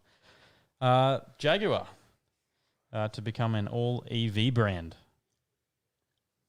from 2025. So only 4 years. Again, you're not exciting me here. I know this is an EV story, but it's kind of an interesting one. That why would you go full EV this soon? That's a bit of a gamble. That is a big gamble. I think there's a time right now, and we have spoke about it. It was probably a time 3 years ago that we should have been getting into the shares on the electric vehicles. But I think it's now is the time. Like if you haven't already, I think there's still an opportunity to get in, particularly Tesla, because Tesla's going to be big. It's already bigger than Toyota, right? So yeah, they're massive. Yeah, so it's people should really, if you've got a spare dollar or two. Them and Ford are the only two companies that haven't gone like bankrupt before. Seeing a lot of money troubles. Now I saw something about off topic of Tesla, but I saw something that says that SpaceX is worth investing in as well. There you go. Do you know much about SpaceX? That's his rocket company that shoots satellites up pretty common, and I think, are they the ones doing Starlink? Which is the Internet. satellite internet? Yeah. Yeah. See, that's why it's going to be big. They reckon that the entire world's going to be linked up for internet through these satellites. Mm-hmm. Yeah, we've been talking about it at work and talking about how there's the potential that software developers might move towards the middle of Australia where there will be internet now and you can just do your remote work and no one bothers you. Yeah. Well, I had that only just in recently, I don't know exactly when, but recently America have pushed now for Elon Musk to hook up remote areas of the states now with internet through SpaceX, his SpaceX program or satellites through, what is it called? Starlink. Yeah. There you go. Off topic, just my share advice again. I have had shares. Disclaimers. Disclaimers, I have if had you shares. lose your money. By the way, I did okay in shares. Yeah, disclaimer though, if you lose your money, it I wasn't do our not fault. have any shares anymore because I did okay can in shares, buy at but I your don't own like it because discretion. I hate gambling. Yeah. I'm not a gambler, Mm-hmm. and not that I You hate don't it. know I just, when to hold them or know when to fold them. that's right. That's right. I'm not a fan of gambling, so yeah, no, and I find shares is a little bit like that, but yeah, SpaceX, get on it, and then thank me later. Farm Truck and Asian are challenging Elon Musk to an EV drag race. Interesting. There you go. Chris said would be funny. They may have forgotten about that 8-second roadster thing. Mm-hmm. So, all right. Yeah, Jaguar will be Anything else about transformed into a Jags? 100% electric vehicle brand by 2025. That's Pretty not far radical away. change. No, it's only 4 years. I'm not really coinciding been a big the Jag decision- fan. Coinciding the decision to switch Jag to a zero emissions car maker, they have also decided to go full EV. So Okay. Good on you. What else have we got, mate? in other news, Porsche. Porsche are going full EV too, eh? Are they? They are investigating synthetic fuels. Could synthetic petrol save the internal combustion engine? Oh. Could it? I have no idea. I think that's what Porsche are looking into. Well, wasn't Porsche thinks doing so. some electric? Yeah, they Vehicle are. testing? Although they've embraced the electric era with the Taycan, the German sports car giant is looking into synthetic fuels developed in Chile. It plans to produce the man-made fossil fuel from 2022, having last year signed an agreement with Siemens Energy, AME, Enel, and Chilean What's it? petrochemical Synthetic fuels company developed to from chilies? investigate what it dubbed e-fuels. Speaking to global media ahead of the 2021 911 GT3 launch, Porsche CEO Oliver Bloom said that the Chilean plant will be producing 55 million litres of synthetic fuel by 2024 and up to 550 million litres by 2026. The fuel being developed is a plug-and-play fit with today's ICE engines. Goes well. ICE. Should you say ICE? Instead of ICE engines, that's internal combustion engines. And they're going to fill them with chili. Is that what you're telling me? Yeah. Yeah? It's kind of like saying- Jalapenos. Yeah. Yeah. Yep. Ghost peppers. Is that the story? No. Synthetic fuels have around 10 components. Interesting. 8 to 10 components. Where today's fuels have between 30 and 40. Head of the Porsche 911 model line, Frank Steifen-Walliser, told media, as it's an artificial synthetic fuel, you have no byproducts, so it's way cleaner. Everything positive for the engine. At full scale, we expect a reduction in the CO2 impact of around 85% if you consider well-to-wheel, where we have to transport fuel. We have a global supply chain. Everything around that, you have efficiency across the whole process. I see some people talking about Hoff sleeping with his bourbons. If you're in Discord, there's been photos of Hoff sleeping Yeah, there is. while watching with his bourbons previously. We'll sneak them out one day. Lost in the archives somewhere, surely, aren't they? In the depths of Discord. Yeah, so no chili is involved in this fuel at all, hey? Mm-hmm. Okay, so there you go. Porsche. Interesting if they can do it. And Bugatti Chiron Sport Alice. Okay, now this story is important On the because 14th, it was Valentine's Day. Valentine's Day. Now, But this specific man has outdone anyone. what'd you do? Did you impress for Valentine's? I got some flowers. Yeah. So She you was pretty happy. bought Paige flowers. Yeah, you were there Well, when I bought them. I took you to the shop. Yeah. I didn't. I wasn't there. I took you to the shop because it was on the way home from Power Play. It was. You were there and you were like, oh, come on. Oh yeah, is that how it went? Did I cheer you on? Is that what I did? Is that where you're going? Yeah. Oh, okay. Sounds good. So there's that, and we're still on that picture, but no one can see us laughing and carrying on here. But Yeah, but this what this man, I husband. I cooked Sally some dinner. You cooked, Sally. You cooked. No, it's cooking. She was cooking. No, I some dinner of some nice spaghetti meatballs. I did see the photos. They were pretty impressive. I put some effort into that. That was a couple of hours worth of prep into that. Yeah, this man ordered a Bugatti Chiron Sport Alice for his wife as a gift.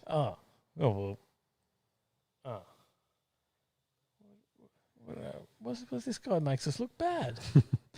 This legend of a husband ordered a custom Bugatti Chiron Sport that has been named Alice. The exterior is graced by a silk rose colour with matte blanc, giving the rose of a hypercar a truly unique appearance. Matt Blanc. That's what it says, with matte blanc. What is it? It's a dude, isn't it? I think it's Matt LeBlanc, isn't it? That's the guy off of Friends. He's now a Top Gear host. Oh, yeah, okay. So he's now colouring cars, Bugattis, and silk rose. Chris Young says, can we say hi to Esther? You can. G'day, Esther. How you Hey, going? Esther. It's Chris's daughter. I hope you're good today. You got school? Anyway, I feel a little bit undercooked in my effort now for Valentine's Day. Undercooked in my cooking. That wasn't undercooked, but I couldn't. Yeah, I can't match that. Hey? No. Well, Did you get a photo of the custom Alice logo that's in the door sills as well? no, but I could work on it. Do we need that? Or you No, bring it's it all right. I don't think they actually have any photos of it in the door sills, but it does have its own custom Alice logos in it. Yes, it's on the seat. Give me a second. Let me work on this.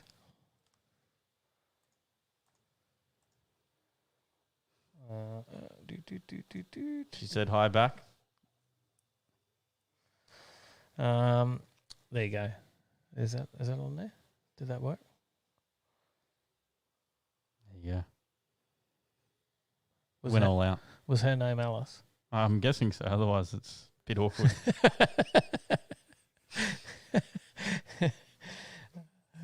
Living next door too, hey? All right. You have Got no two idea. stories You don't left. I get do that, know do that you? song. Oh, you do? Okay. Yes. Thought you mightn't have got it. All right, I've broken. So I went all out trying to change that, and I've broken it now. There you go, change slides. There. Oh, did I get it? Oh, it's Ferraris. Mm-hmm. Racing champion Sebastian Vettel sells Ferraris after a bitter divorce. Hang on, just so you know, in the comments, you know, who did better for Valentine's Day than? Well, obviously not better than buying your wife a Bugatti, a signature Bugatti in her name. You know, who's pretty proud of their efforts for Valentine's Day, for the partner or loved one. You know, Tyler gave flowers. I took her out for dinner. I cooked dinner. You know, homemade meal. That's way more impressive, mate. Took her out for dinner at her favourite restaurant. I'm way better. Uh,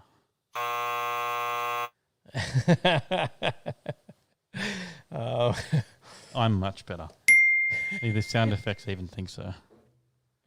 Yes, wonder who controls that. But yes, was there some good efforts out there? Did anyone do a good job? Anyway, moving on. Back to Ferraris. What's going on? What's going on with Sebastian? Marv says he's lost Tyler it. should have bought a Chiron Page edition, Dave. Yes. Mick took the missus to Roma Drags. Roma Drags? Okay, yeah. Sally would have been impressed with that. Except she had to work Sunday, so the drive back, she wouldn't have been too happy about having to do that before working early on Sunday. Yeah. But Sally would be happy with the day at the drag racing. Mm-hmm. So... Yeah, this is the automotive equivalent of throwing out CDs or deleting Spotify playlists after a breakup. Throwing out your Ferraris. Ferrari sacked four-time Formula One world champion Sebastian Vettel at the end of the 2020 season, choosing to run with some young talent in Charles Leclerc and Carlos Sainz in this year's competition. Now driving Aston Martin's rebranded Racing Point machines. Vettel is dumping his collection of exotic and desirable Ferrari supercars through UK prestige car outlet Tom Hartley Jr. And he's set to make a lot of money. We should probably just grab a couple. What do you think? If I had the money, maybe. The machines include a desirable low-mileage example of a Ferrari LaFerrari hypercar with less than 500 kilometres on the dash. It has travelled less than 100 kilometres per year. Customised with a Vettel logo and prancing horse embroidered on the headrest, the machine sold quickly, likely for more than the going rate of a LaFerrari, which is about $4.5 million. Couple of questions in. I see a question there for you, Tyler. It says, "Is Elon Musk? Is that a cologne?" What's that? Elon Musk, is that a cologne?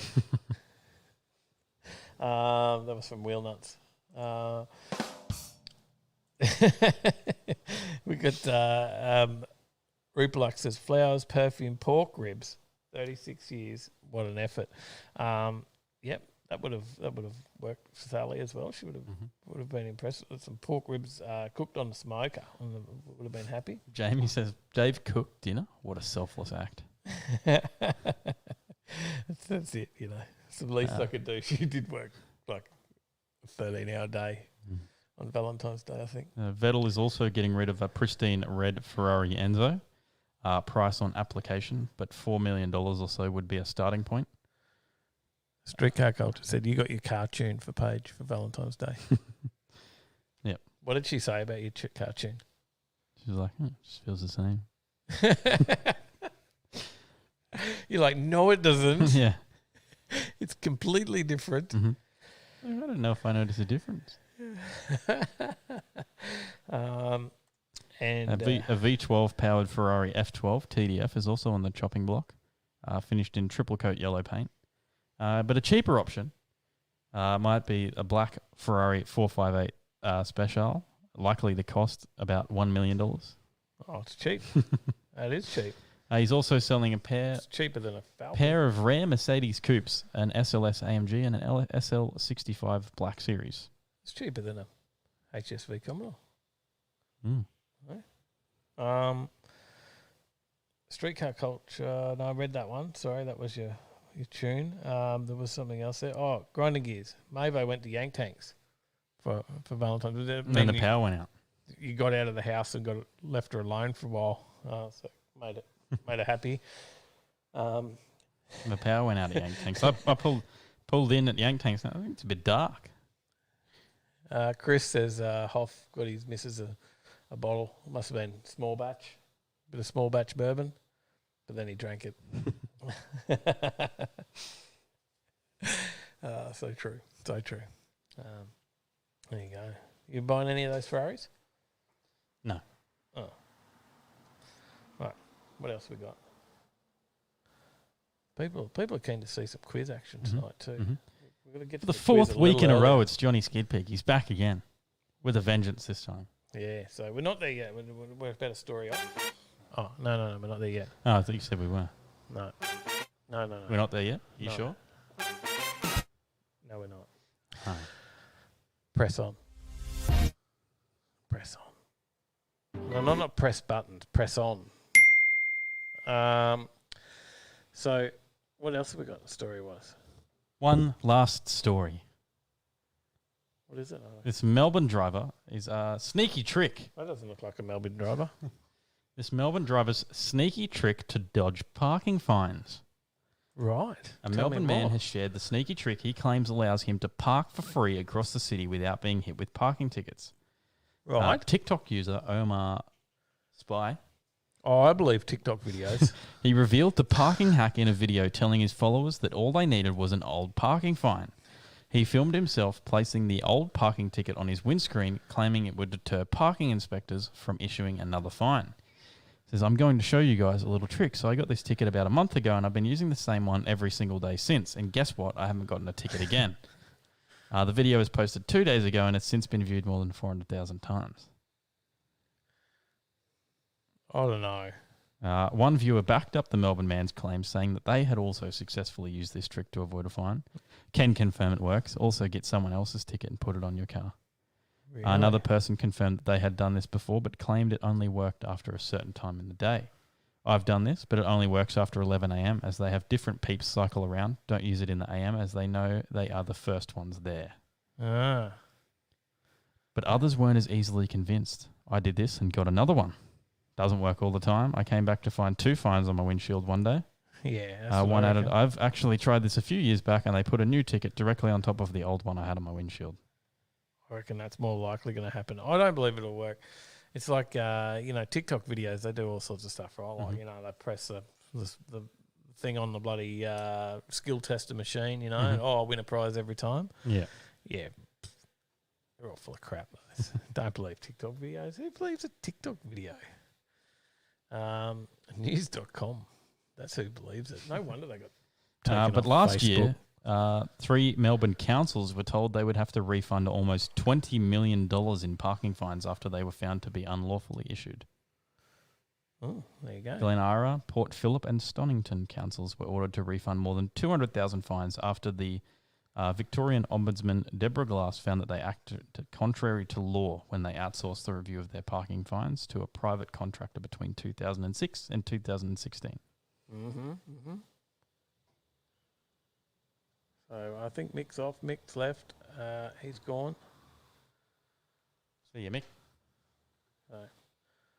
So, missed a few others. I think we're all just paying out on Hoff now that he's asleep, which is probably lots of fun.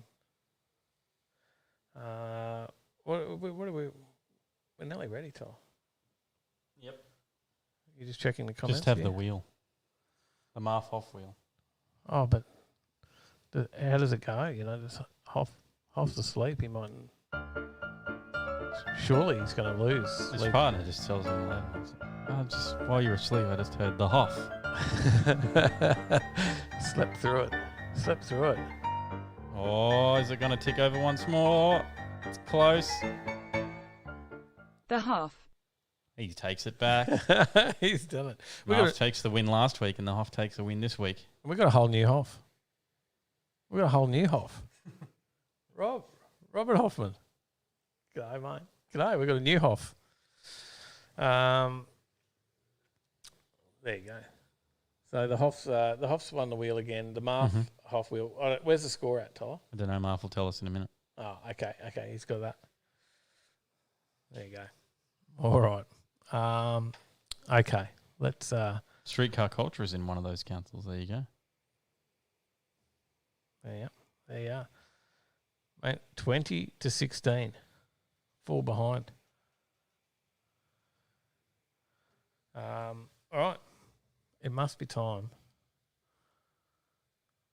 Is it? Oh, it's the time for the James and Johnny show. That it is. How you going, guys? You fellas? Now, Johnny, this is nearly like the Hoff wheel, where you continue to win and get onto the quiz show. How do you do it? Got me buggered how that happens. It's almost like that time there where I was on here 5 times in a row there because I won once. then I lost, and then back on again, and won that one, then lost, and so on like that. Mate, are you putting lotto in or anything, or? I actually did for tonight. It's 50 mil, so. And you know what the worst thing is? You'll miss out because you've wasted all your winning on getting on the quiz show to take on James. Quite possible. Quite possible. You should have put on some lotto about 4 or 5 weeks ago, mate. So Yeah. Johnny doesn't want anyone else to get a chance at the SPI 3, said Marv. Seems that Well, way. that seems like a good prize, so. Yeah. It seems that way. And James, how are you, mate? How are you? Yeah, not too bad, guys. Not too bad. Back out of our third lockdown, so yay. Here we go again. Another Hopefully not 5 as long. days lockdown, eh? Yeah, well, it's only 5 days, mate. Like 5 days for nothing's like, what? We're in lockdown? I didn't even know. Yeah. Okay, I'll go do my normal stuff. Oh, what? You moved the screen, Tyler. Now I can't see the answers. Can you move it back?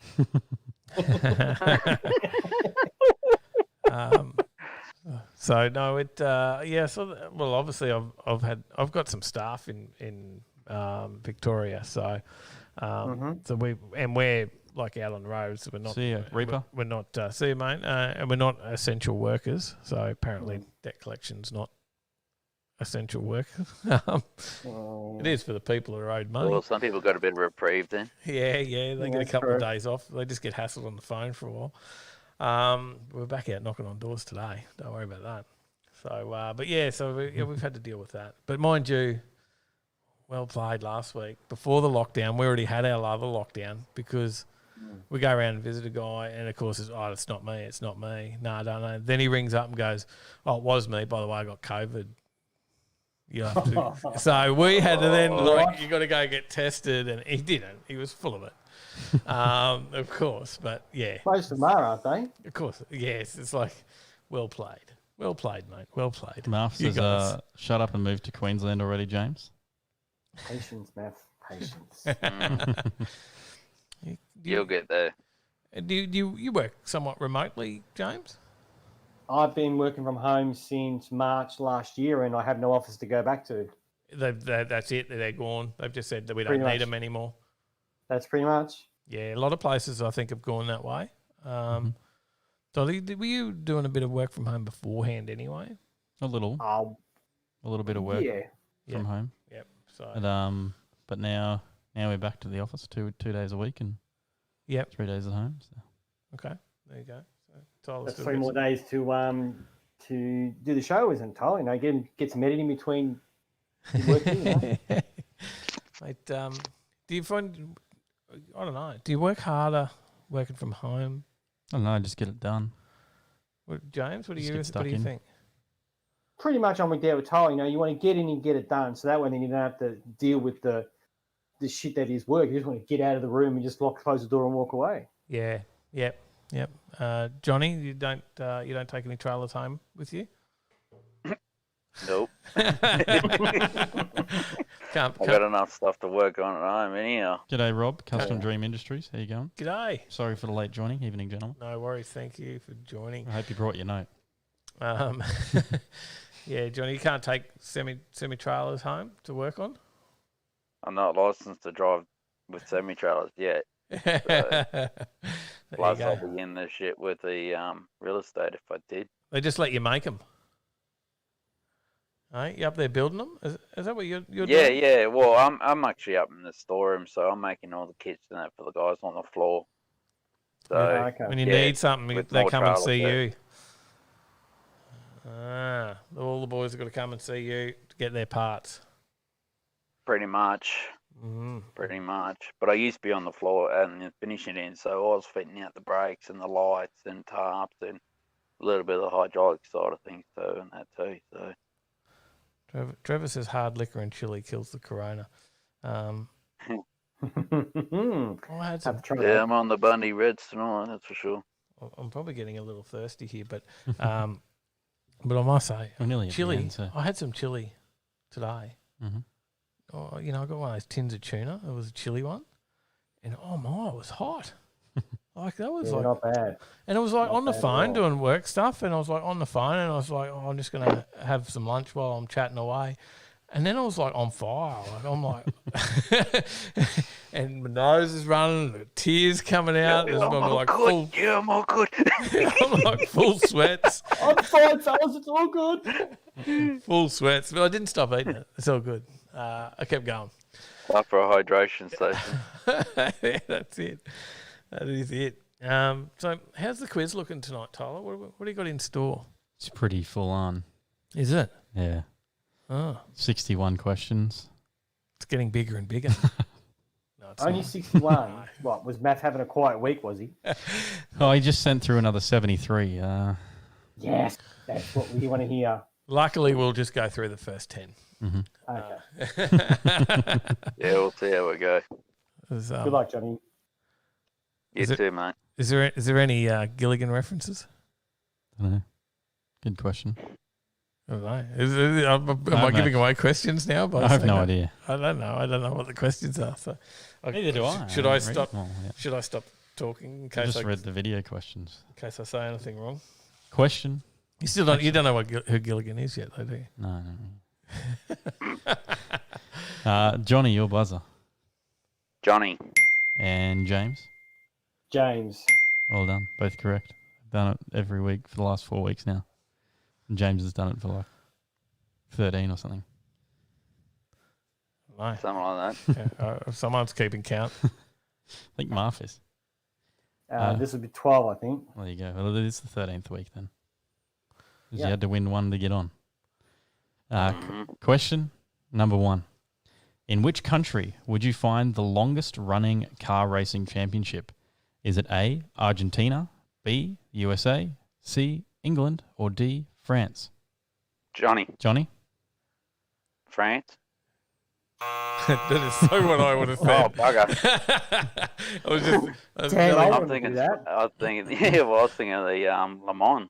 You had to say France. So Sally would have been disappointed if someone didn't say France. Yeah, But it well, was I fell wrong. for that, didn't I? It was wrong. James? I will go with Argentina. That would be correct. The Oh, really? Turismo Carretera Yeah. is a stock car racing series that has been running every year since 1937. Past champions of this series included 5-time Formula One champion Juan Manuel Fangio. Question number 2. On which continent was the first purpose-built circuit made? Was it A, Australia, B, North America, C, South America, or D, Europe? Johnny. Johnny? I'll go with South America. Incorrect, I'm afraid. Thinking trick question there. James? I'm going to go with Australia. That's correct. Oh, The answer is Early A. lead. In 1905, horse trainer Robert Cook built a motor raceway, Australia's first commercial track inside the existing horse racing track at Aspendale Racecourse. It was the world's first purpose-built motor racing circuit, opening for its first racing meet in January 1906. Okay. early lead, mate. Early lead. okay. Out in front with two zip. Sorry, just going back to some kind of streetcar culture says I think chili tuna's hot. I'm a lightweight. I don't mind a bit of hot food like Tyler will contest. So Yeah, you're normally a hot food man. You love it. go for a fair Ooh, bit excuse me, of guys. well done. We go for a morning. bit of chili, Yeah, I know. but I was pretty surprised by this bloody chili tuna. I did not expect that at all. And I do, yeah, there was just a tin of it that was really hot. I normally smash that stuff down like nothing. Question number 3. In what year did the first race between two cars occur? Is it A, 1867, B, 1886, C, 1895, or D, 1906? James. James? 1886. Incorrect. Johnny? You repeat them, please? Was it A, 1867, C, 1895, or D, 1906? 1906? Incorrect. It was A, 1867. Points begging for question number 3. Nobody gets the points It was there. won by the steam-powered carriage of Isaac Watt Bolton, one of 6 he said he had run over the years, perhaps driven by his 22-year-old son, James W. The race was against Daniel Adamson's steam carriage, likely the one made for Mr. Schmidt and perhaps driven by Schmidt. They raced over a distance of miles between Ashton-under-Lyne and Old Trafford. Question number 4. What country introduced the first speed limits on the planet? Is it A, England, B, America, C, France, or D, Italy? James. James? Italy. Incorrect. Johnny? I think it was England. Also incorrect. It was America. France? Oh. In Western cultures, speed limits predate the use of motorized vehicles. In 1652, they're driven at a gallop. Hang on, sorry. I read the next line down after that one. The American colony of New Amsterdam passed a law stating no wagons, carts, or sleighs shall be run, rode, or driven at a gallop. The punishment for breaking the law was £2 Flemish, the equal of US $50 in 2019. Dog keeps licking my foot here. That's very off-putting. Question number 5. Which company produced the first car to run a direct injected petrol engine? Was it A, BMW, B, Ford, C, Tucker, or D, Goliath? Johnny. Johnny? Tucker. Oh. Incorrect. James? Oh, that was actually, I was going to go that one, but geez, now I looked it up. I'm going to go BMW. Also incorrect. It was Goliath. In 1952, Goliath released the GP700, which used a Bosch-developed fuel injection system on their 700cc motor, increasing power from 25 to 29 horsepower. No points again. It's also the first car to have a full synchromesh 4-speed gearbox. Question number 6. Which company released the first turbocharged car from the factory? Was it A, BMW, B, Porsche, C, GM, or D, Renault?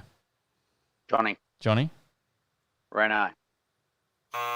Incorrect. James? I will go GM. That is indeed correct.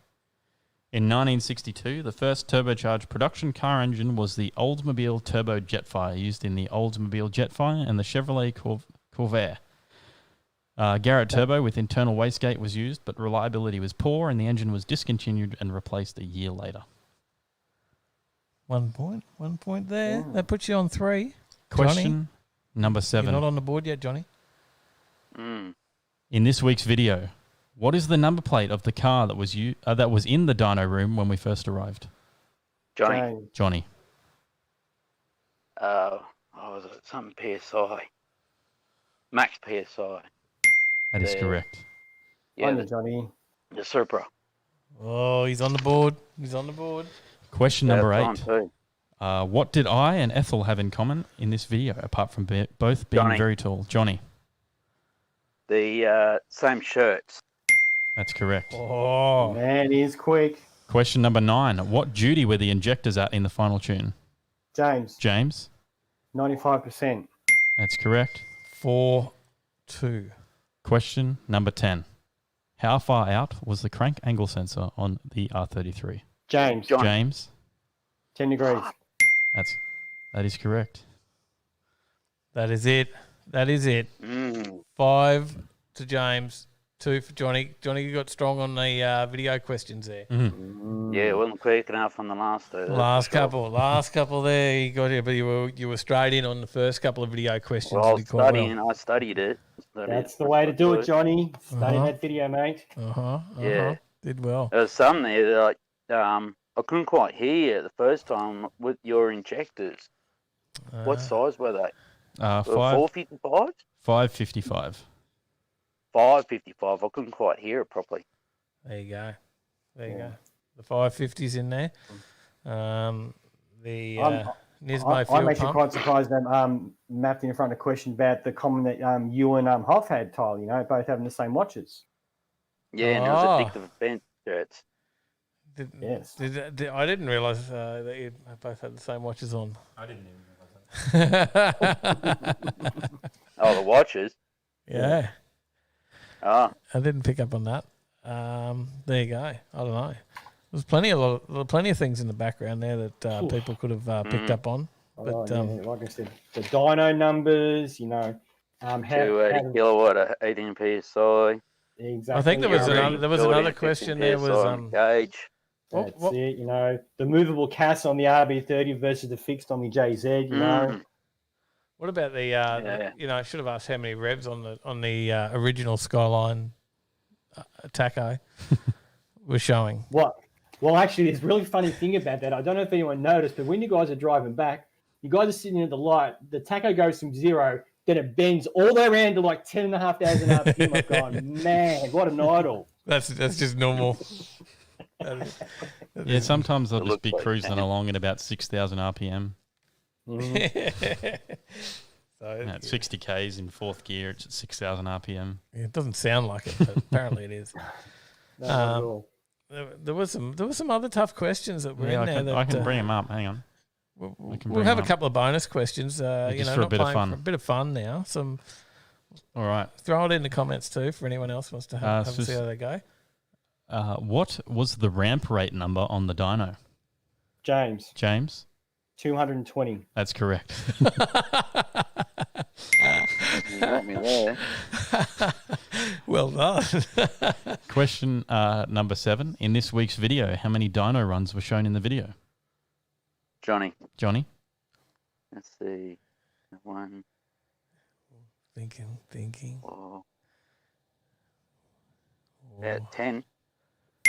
That's correct. And there was what? What was it? 10 runs. It was 10 runs. 10 runs. But there was 9. Every single power rating. 9 of them with the dyno reading, That's then funny, the so last did I. one wasn't shown. Yeah, there you go. Only 9 of them, Johnny, had a dyno reading. So if you counted how many dyno readings you had written down, there was only 9. Mm. But the last run, was it the last run? Yeah. Didn't have a dyno reading on it. It did. It did, but it was actually the same run. It's technically only 9 because that was the same run. But there was 10. I played it a second time because you see a bit of a flame come out the exhaust. That's why I played it. Yeah.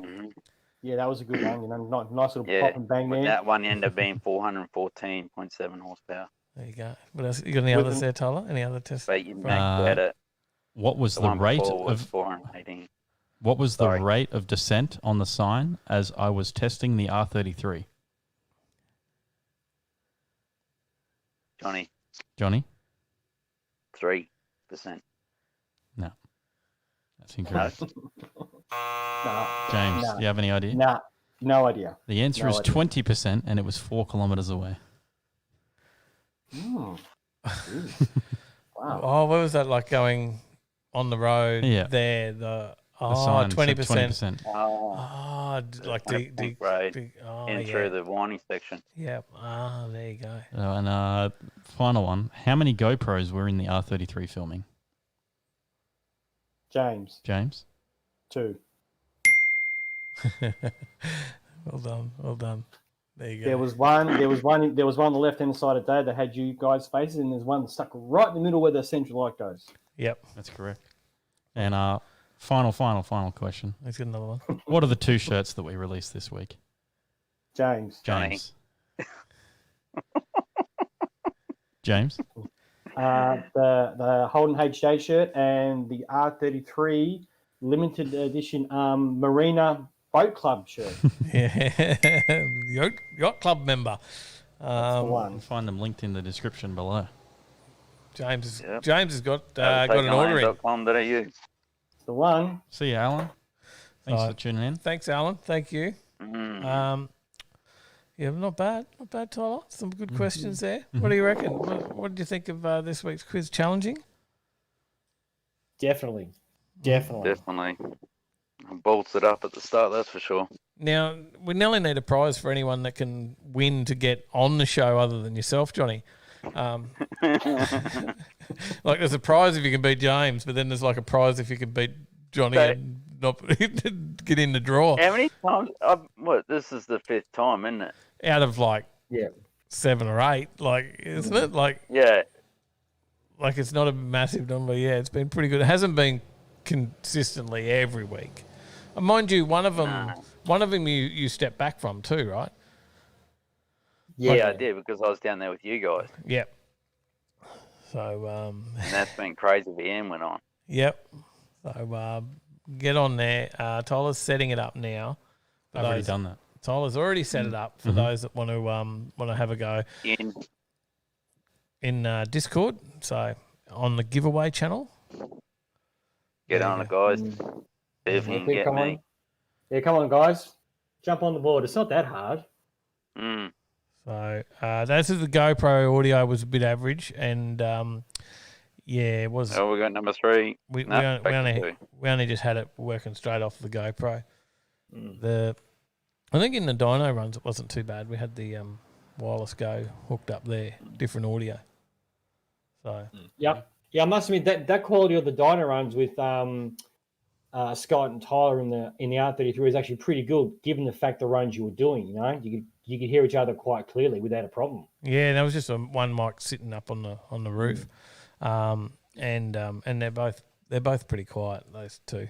So when I'm there, I'm struggling to hear half over.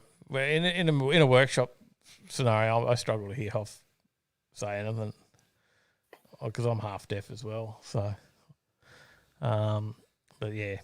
Anyway, I know what Tyler's doing here. He's working away. Getting the events ready. Oh, okay. For what's on? Okay. Well, I guess we've got That's to go right, to that. because there's some sort of this is a show about cars, isn't it? I think so. It is, Keep forgetting. apparently. Not news. No news here. Anyway, you know what? Actually, I'll tell you. I don't know if did we talk opinions on news? Did we do that at the start of the show? I think it's a good thing that news is out of my Facebook feed. Mm-hmm. Yeah, now I can actually see what people are posting. I get to see what cars are for sale. Yeah. What cool car things people are posting. I don't just scroll and see 10 news stories in a row. And they're all That are like all the same clickbaity, thing. and then you click on them and it says subscribe for the full See you, story. Mad Dad. See you, Mad Dad. Yeah. Like that's annoying. G'day, So, Rat. How you going? Here's the think. So yeah, no, I'm all for the Facebook dropping the news stories out, and I think it's pouring rain here now. Trev just said, "Is it pouring rain?" It is now. Yeah, we can hear it. Yeah. So, but I'm all for it to be gone because I think the other thing news does too much news. It's no good for people's mental health. Yeah. You know. In some cases, yeah. Yeah. In most cases, I'd say, yeah. And the other thing is, if I want to see the news, or if I need to know, so I want to check it out, I just jump onto their website, or I can still buy a newspaper or turn on the TV. Yeah. It's still on Google. It's still on their websites. Go Yeah, visit their stuff it's directly. It's nice to not have it forced down your throat, you know? Marv It's a little says, good over here. And it's just like, no, go away. Because all they were doing is doing it to generate income as well, right? Like they're, click on this and then, they're just trying to pick up income from it. Like it was very, very driven. Like I think news media was just not everyone. I know it's a blanket rule now and everyone's been wiped, but Marv says, I'm There's a just lot glad Facebook didn't mistake you guys for news like Petita Advocate, but they actually also wiped things like Street Machine. Yep. Gone. Street Oh, Machine page, all really? the posts are gone Wow. yeah, they've still got the group and stuff going on, like the drag challenge group and all the rest of it. So you can still get some stuff there, but it's hard, I guess, because they are owned by they're a news media company, aren't they? Mm-hmm. Yep. But it's not just Street Machine. It's Drive. No, it's not Drive. Which car? It's Which Car, Wheels. Yeah. Heap of other different ones. So. Exactly. So, yeah, but we jumped on the Which Car website tonight, had a look through. So all the websites are still there. Car Expert, Car Advice. Yep. Yep. So they're all still there. I think it's easy to get on there. So, I think sometimes you just see too much news, And Trev said it's all bloody A lot of COVID. it's just stuff that you don't really want to know. Like, No. I find a lot of stuff on here which turns out to be overseas or in another state, which not really concerned where I live and that. Mm-hmm. Like, I'd like to know what's going on around home, but if it's somewhere like over New Zealand or something like that, it doesn't really concern us.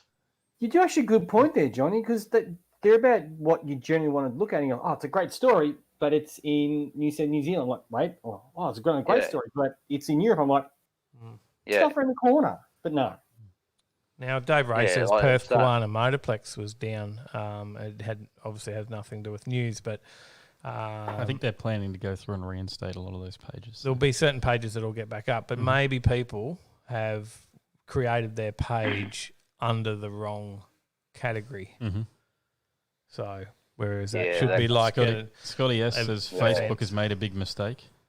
Yeah. I don't think they have. I'm okay. But I also heard, I don't know if it's true, but apparently also government had something to do with wanting Facebook to buy a share into the news side of things or something like that too. So I'd say there's money involved. Oh yeah, Facebook had to Murdoch pay and for the that news too, stories. That's right. They wanted Facebook to pay for the news stories, but because Facebook makes revenue from advertising, right? Like it's like YouTube makes revenue from advertising on our videos, but they also give us a share of that revenue. But they want the Googles and the Facebooks and that to pay for the news story, and then those news media companies are also still getting benefit from being on those platforms. Otherwise, they wouldn't be on Facebook or anything anyway. So that's why they're on there, right? Yeah, they also get their subscription fee still, even with this law going. Yeah, like obviously we're on the social medias and stuff, so that. But it's not just that they wanted to pay for it; it's actually that they wanted those to pay for it at the media company's set price with no negotiation. Yeah. So whereas Google has said we'll negotiate, so they've come in with some sort of agreement or arrangement. Perhaps they're getting close to one. I don't think it's there yet, but they're negotiating. So. See what happens. We better get into some what's on. Yeah, too much news. Better do. We're talking too much news. All right, we'll see you guys. We're going to talk what's on. We'll let you guys go back to into the comments. No worries. Well, see you again next week. Next week then. Well, see you next week, Johnny.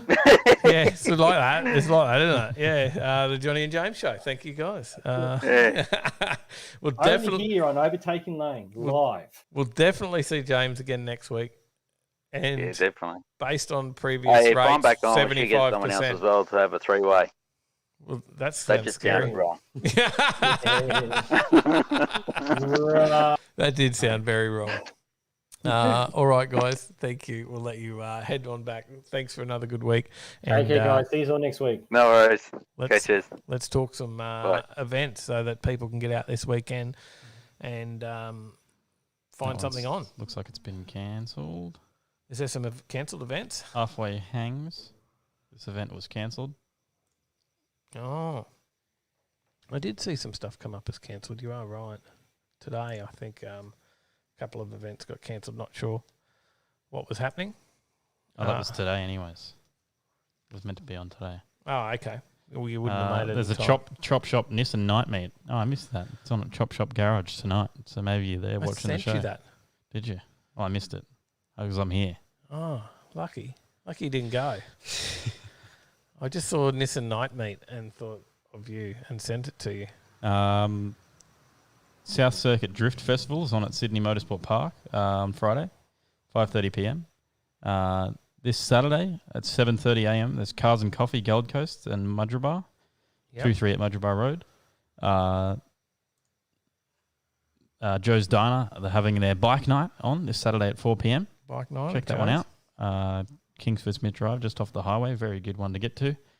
By the way, do not pay for tickets for these events. Yes. A lot of scammers out there at the moment trying to sell tickets to all these free events. Make sure you jump on and check it out first to make sure that it is not a ticketed event. But anyways, if you did mention then the just Drift check Festival, it at the didn't event. you? Yes, on I the did. Friday night, I missed that. Yep. Yeah, sorry. 2021 Envious Burger Night The February another Burger one. Night, Another burger Saturday night. at 4 p.m. Yep. at Nicolate. Yep. Cars and Coffee at 5 p.m. at Link Drive Yatla. Fairly popular one, the BCMC one. The BCMC Link Drive. At On the Run Cafe. Check that one they're out. coming around so quick, aren't they? Mm. It's been a month since the last one. Cool Chrome Bumper Park Up at Guzmani Gomez. Sorry, this Saturday at 5:30 p.m. Which Guzmani Gomez that is, I have no idea. Let me click into the. There's only one, isn't there? Is there more than one? One at Stockland at Burley Heads. Right. Some cool chrome down there. There's a car meet and hang at the Brisbane Airport, DFO, this Saturday at 7 p.m. Cars and Coffee on Sunday at 7 a.m. There at is another 42 event on Saturday that we mentioned. Depot Drive in at Toowoomba? Depot Road at Deagon. No, you said something about going to Toowoomba. I don't know what event.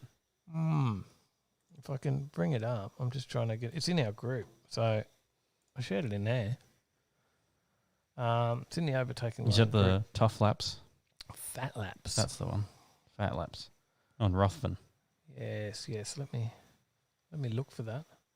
I'll come back to me. Dad 67 says, "What's on? Rain by the looks will ruin most events." Yeah, it's a good chance of it. Well, I'll keep going through the Sunday events until you get that one ready.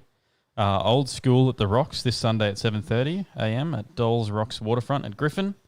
Cars and Coffee, Bikes and Brews at Bracken Ridge Tavern. That's the Ruskin Chrome Cruisers at Sunday at 8 a.m. And So I found it. So this Saturday, February 20, Reverence Car Meet and Reverence Twilight Super Cruise. So it's a double event. oh, there you go. So Milne Street and Station Street car park behind McDonald's. See you, Chris. Chris is off to make like Hoffman. See you, mate. Have a good nap. He'll have an early start. He's probably still making videos.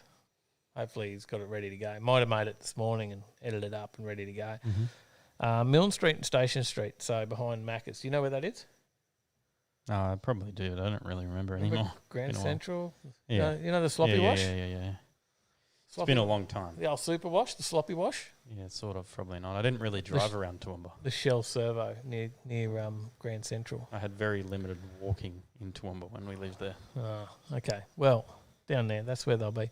There you go. Entry via Milne Street and Station Street. So it's all Club Rego and everything as well. There's links to that. Check out Reverence Car Club. And then there's a cruise on as well, which will cruise down Milne Street, Station Street, where does it go? Clifford, Herries, Victoria, Russell Streets, and then up the main street of Ruthven. There you go. So, yeah. So they'll cruise around. It's like a moving car show as well. Coffee and Cars at Terranora, Kickstart 2021 at the Pavilions Marketplace, 9 a.m. And on Tuesday, there's an end-of-month meet at Sydney Dragway at 5 p.m. And also, coming up, I'll announce this one now because it's next weekend, is the Kenda Tyres 660 Drag Radial Series Round 1 at Sydney Dragway. You're sneaking into anyone's boot, to sneak down there with them. And Maybe Daniel Ward, jump in the Val. he would give you a lift down. You ready to go? You all prepped to go for the weekend? Nothing planned at all. So yeah, but it'll be a good event. Hopefully, with some streams going on. Probably hard to find a good one that'll go for 14 hours of Kenda, but hopefully there's something we can watch to see some of the Kenda 660 action. Well, there you go. There you go, mate. Where we at? Where's the comments at? The comments are there. They're hanging out. Yep. Any catch up on the comments? Dad's is in Sydney, so getting late here. He's off night. Well, if you're still there for the weekend, mate, make sure you... no, that's next weekend. Well, Friday. There's the drifts on. Oh, yeah. Yep. Sydney. Sorry, I was thinking next weekend for the Kenda 660. Yeah, well, if he's there tomorrow, there is drifts. So, see you, Mal. Nothing else? You got nothing else? Nothing else to add, mate? That's it? Not really. Everyone's saying goodnight. Shane Kane's out. Stephen Lever's out. It is that time. We've got to say hooray. Play some tunes. Although our friends over in the States are just joining, it's pretty late for most of us here. And must be. I must say, I'm getting a bit tired too. Because I sat on that last beer for a while. Didn't get another Just one. why were you sitting on it? Well, no. Can't have been that comfy. No. No.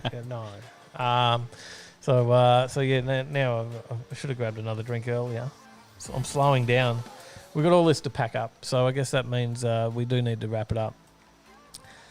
See if we can pack up and get everything cleaned up before Sally gets home from work. And yeah, we'll hope we continue to fight the good fight with the council, and hopefully they give us some leeway and leave this wall up. Otherwise, we'll be getting rained on right now. Rat Fink just got up. There you go. Early morning for him. So there you go. Look at those cool emojis. Coming soon to a chat near you. There you go. I think you should do some sort of like Overtaking Lane membership offer where you get, probably. Like different benefits to like a bunch of different tiers. Yeah. Bit like Patreon, but on YouTube. Yeah, and you could have like, special discounts for things. All those different like cool emojis. You need like one like I don't know, you could have like a captain or something. Yeah, I reckon so. For a drink. Or like a turbo. It could be all different stuff you could do. Yeah, but then like you could actually Overtaking Lane logo and things like that. Yeah. But then we need some special content stuff for them as well. Yeah. Make it really worthwhile. Yeah. Anyway. Sounds like a pretty good idea. Maybe one day. We'll see you in the next one. Save the shed shirts. Yeah, Trev. Maybe we'll need it. I know my next application is $3,500. Damn. Anyway, alrighty. let's get out of the rain. See you in the next one. See you guys. Thanks for tuning in.